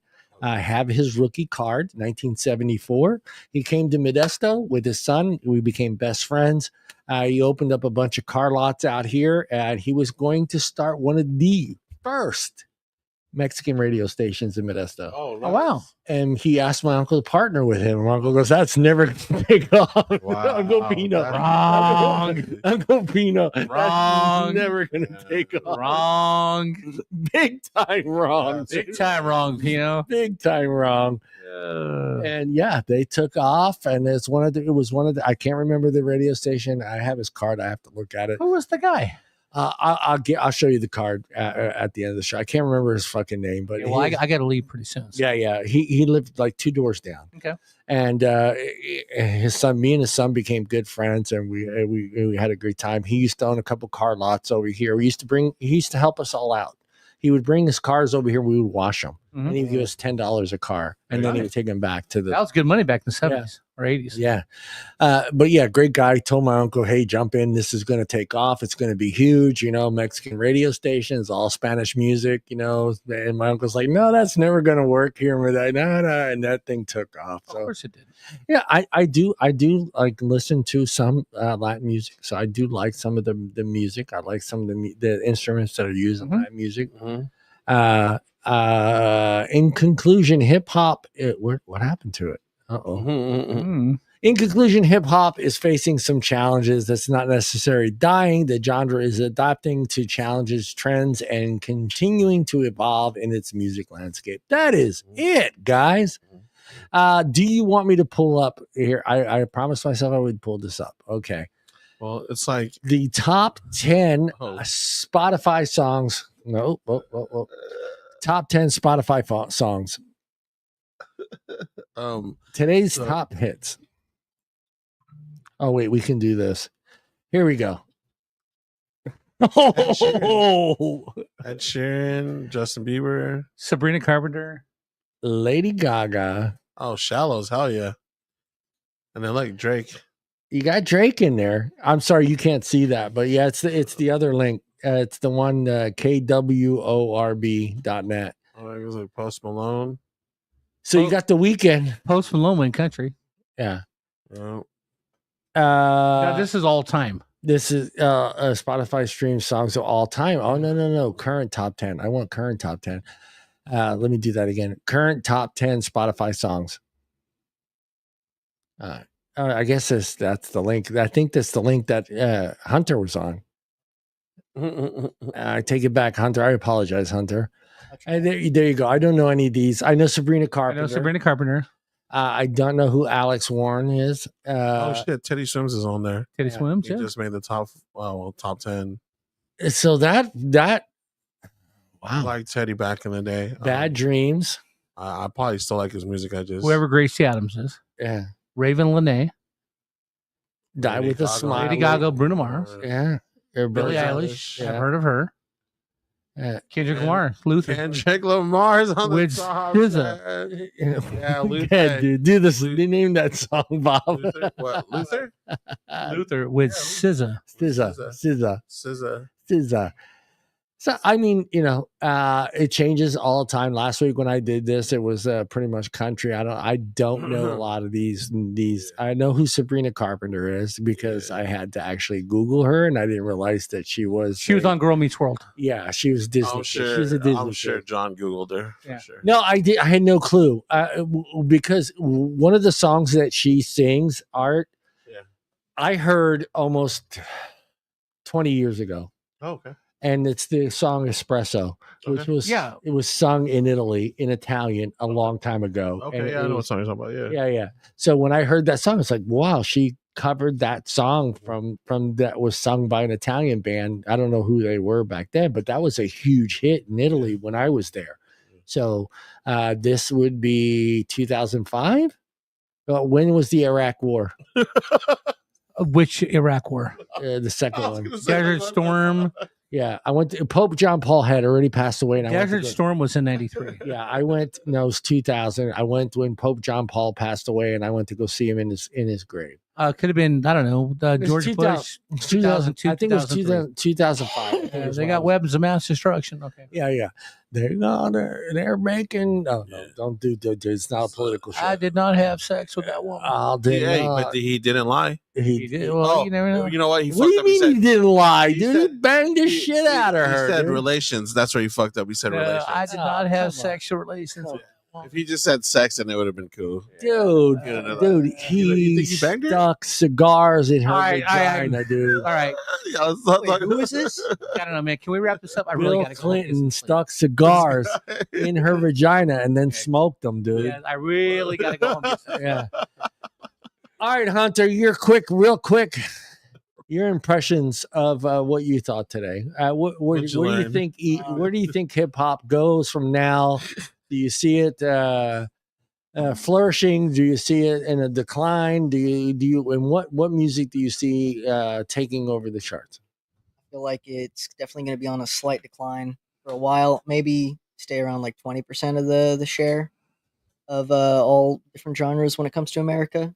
What everyone's listening to, but tough. America's a tough consumer. But I definitely feel like hip hop and country are going to be on the rise. Come back a little bit, and also just a bunch of bands that I learned, a bunch of people I didn't even know. But one thing I wanted to show you, and especially Art, because I don't know if he's heard this before, but y'all were talking about Mount Westmore. Yeah. Have you heard Big Subwoofer? Yeah. What do you think of that song? I love that song. I love the video.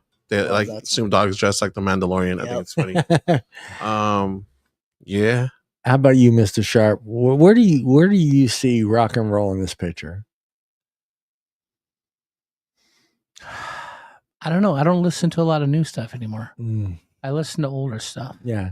See, you fell into that same thing I did. I felt myself just getting stuck in 80s and 90s and not moving on. As a matter of fact, all my Spotify account. Well, no. I mean, I still listen to some stuff that was in the 2000s and stuff, but you know, I don't have time to go out and listen to new stuff and adventure new stuff. I got too many other things going. But you know, when I fall back to I need to listen to music, it's stuff that I'm familiar with. I don't want to have to get to know new stuff. The worst thing you can do is go to a concert and don't know any songs. Oh God, yes. I disagree, but Public Enemy. And I went to go see Five Finger Death Punch and no, Metallica, Guns N' Roses, and it's Ice T's fucking band. Body Count. Yeah, I have no fucking clue, bro. I saw Springsteen and all he did was his new album. He did 12 songs. So that's I have no idea. I had no idea. I've never heard these songs before. I've gone to plenty of like shows or concerts where I didn't like because there's multiple bands playing, and I love like discovering or like seeing. Oh, absolutely. Like, but like I know what you mean by that. I went to see Primus when they played down at the like the double tree, like at the bottom of the double tree. And they did that same thing. They played a bunch of their new stuff and like maybe one old hit. Yeah. Like, man, I remember one night I was with my brother. It was 1986, and we were in San Diego. Walked into a bar, and there was this band called Dishwalla playing. I've never heard of Dishwalla, and they hadn't made it big yet. But we listened to them. They were good. Then they had a hit come out in the early 90s called Blue Cars. Great song. Yeah. Yeah. 1978 Kiss. There you go. That was for me. I was like, who the fuck are these guys? Yeah, exactly. The first time you hear Kiss and you're like, I don't know the song, but wait, this is kind of catchy. Yeah, this is kind of catchy. Yeah. South Philly, bro. Yeah. South Philly Kiss. South Philly. What about you, John? How do you feel like hip hop's going? I don't see it going away. I think it has a message, and I think the world itself gives it its message. Yeah. And I think the America gives it its message, and I think as long as we have diversity in this country, I think hip hop will always be there. I think with civil rights and police and all this other stuff, I think it's always part of hip hop. You can't take it away, Bob. I know you can't take it away. It is part of life. It is part of life every day, but. It's just like I think part of the message, right, that people are getting tired of is victimhood. Yeah. But when you create the problems that bring the police there, quit screaming victimhood. Yeah, no, I'm with you. Okay? I'm with you. I do feel that we are at a point in time with this newer generation, whether it's Alpha or Gen Z, where they're tired of that message. And I do believe you're right. I think they want a happier message when it comes to their music. And I think we got to feel that in the 80s. Yeah. Because there was a lot of there was some music out there that was about war and all this other stuff, but there was a majority of the music, 80% of the music was happy. Yeah. It was about dancing. It was about having fun, going out and being with your friends. And I think hip hop, I don't know if they can go that route. I don't know if it's allowed to be happy. Do you feel like hip hop cannot be happy? Can they not send a happy message? Why do you think Drake is the number one? Yeah, because he does party music. He does dance music. Everyone wants to be happy. Yeah.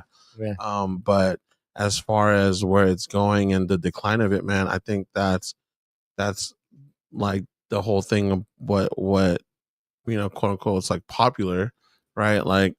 I think that shit gets fed to us. Yeah. Mm-hmm. So I think right now what they're trying to do is like, hey, stop listening to people who are going to rile you up and make you think about this and that, like the government or police brutality, and let's just get back to partying. Yeah. And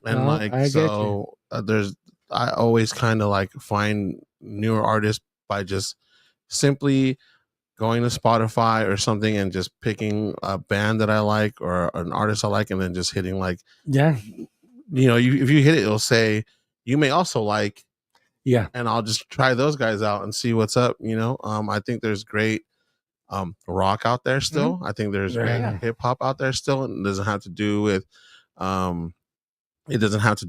be like political. It could just be like a rock fucking Motley Crue type of party vibe. Big hair. And like there's just, there's a lot of rappers out there too that are always under the radar because guess what? Your shit doesn't sell because they don't want to hear your message. Yeah. When I mean they, I don't mean the consumer. I mean the people out there don't want to put your message out there. Yeah. Look at the big fuss that one guy came out. He put some video of him playing the guitar like out in the woods. Oh yeah, that guy. You remember how that was a great song. It was a great song, but everyone was just like, if he had to go sell that to a label, they're gonna be like, nah, dude. But since he was able to put it on YouTube, people loved it. Yeah. People felt what he was talking about. Oh yeah, he took shots at politicians. He was awesome. That's what I mean by like whatever these top 10s or whatever people put on. It's like I always have to question it. Like, are you just wanting me to vibe and not see certain things? But it's up to you, man. I mean, if you want to live life like that, that's awesome too, dude. Like, be happy. Always, I'm always about the good vibe. Yeah, no, I mean, I get, for me is I get to see it again, because I got to see it with my daughter and my two boys, and now I'm getting to see the type of music that my grandkids like to listen to. Yeah. And even Aiden, like I was playing that. What was I playing? I was playing Low Sugar Hill Gang. Oh yeah. And he was dancing, and I was like, okay, that's fucking cool. That's fucking cool. That's the thing. I think, we all have genres that we like, but like Art's saying, dude, sometimes just go type in new artists and just go through that Spotify list and listen to what's out there. And whether it's, Latin music or whether it's punk or whether it's rock or it's rap or it's alternative, just take a listen to it, see what it does for you. Because we music, like I said, and Bob agrees, it's a feeling. Yeah. It's what it brings, where it brings your mind. So, no matter if the song was written in 2025 or if it was written in 1970, if it brings you to a point in time in your life that is significant and it gives you a feeling of comfort or whatever, of love, that's the beauty of music, man. Yeah. Survive. Yeah. All right, you bastards. Everybody look into the camera and say, I don't know, what do you want to say? Adios. Adios, or long live hip hop. Adios. Wu-Tang's for the children. Wu-Tang is for the children. Well, we could say shout out to all the hot moms, out there. Oh, to quote Tiger Woods on the racial draft, I'm going from fried rice to fried chicken. Oh,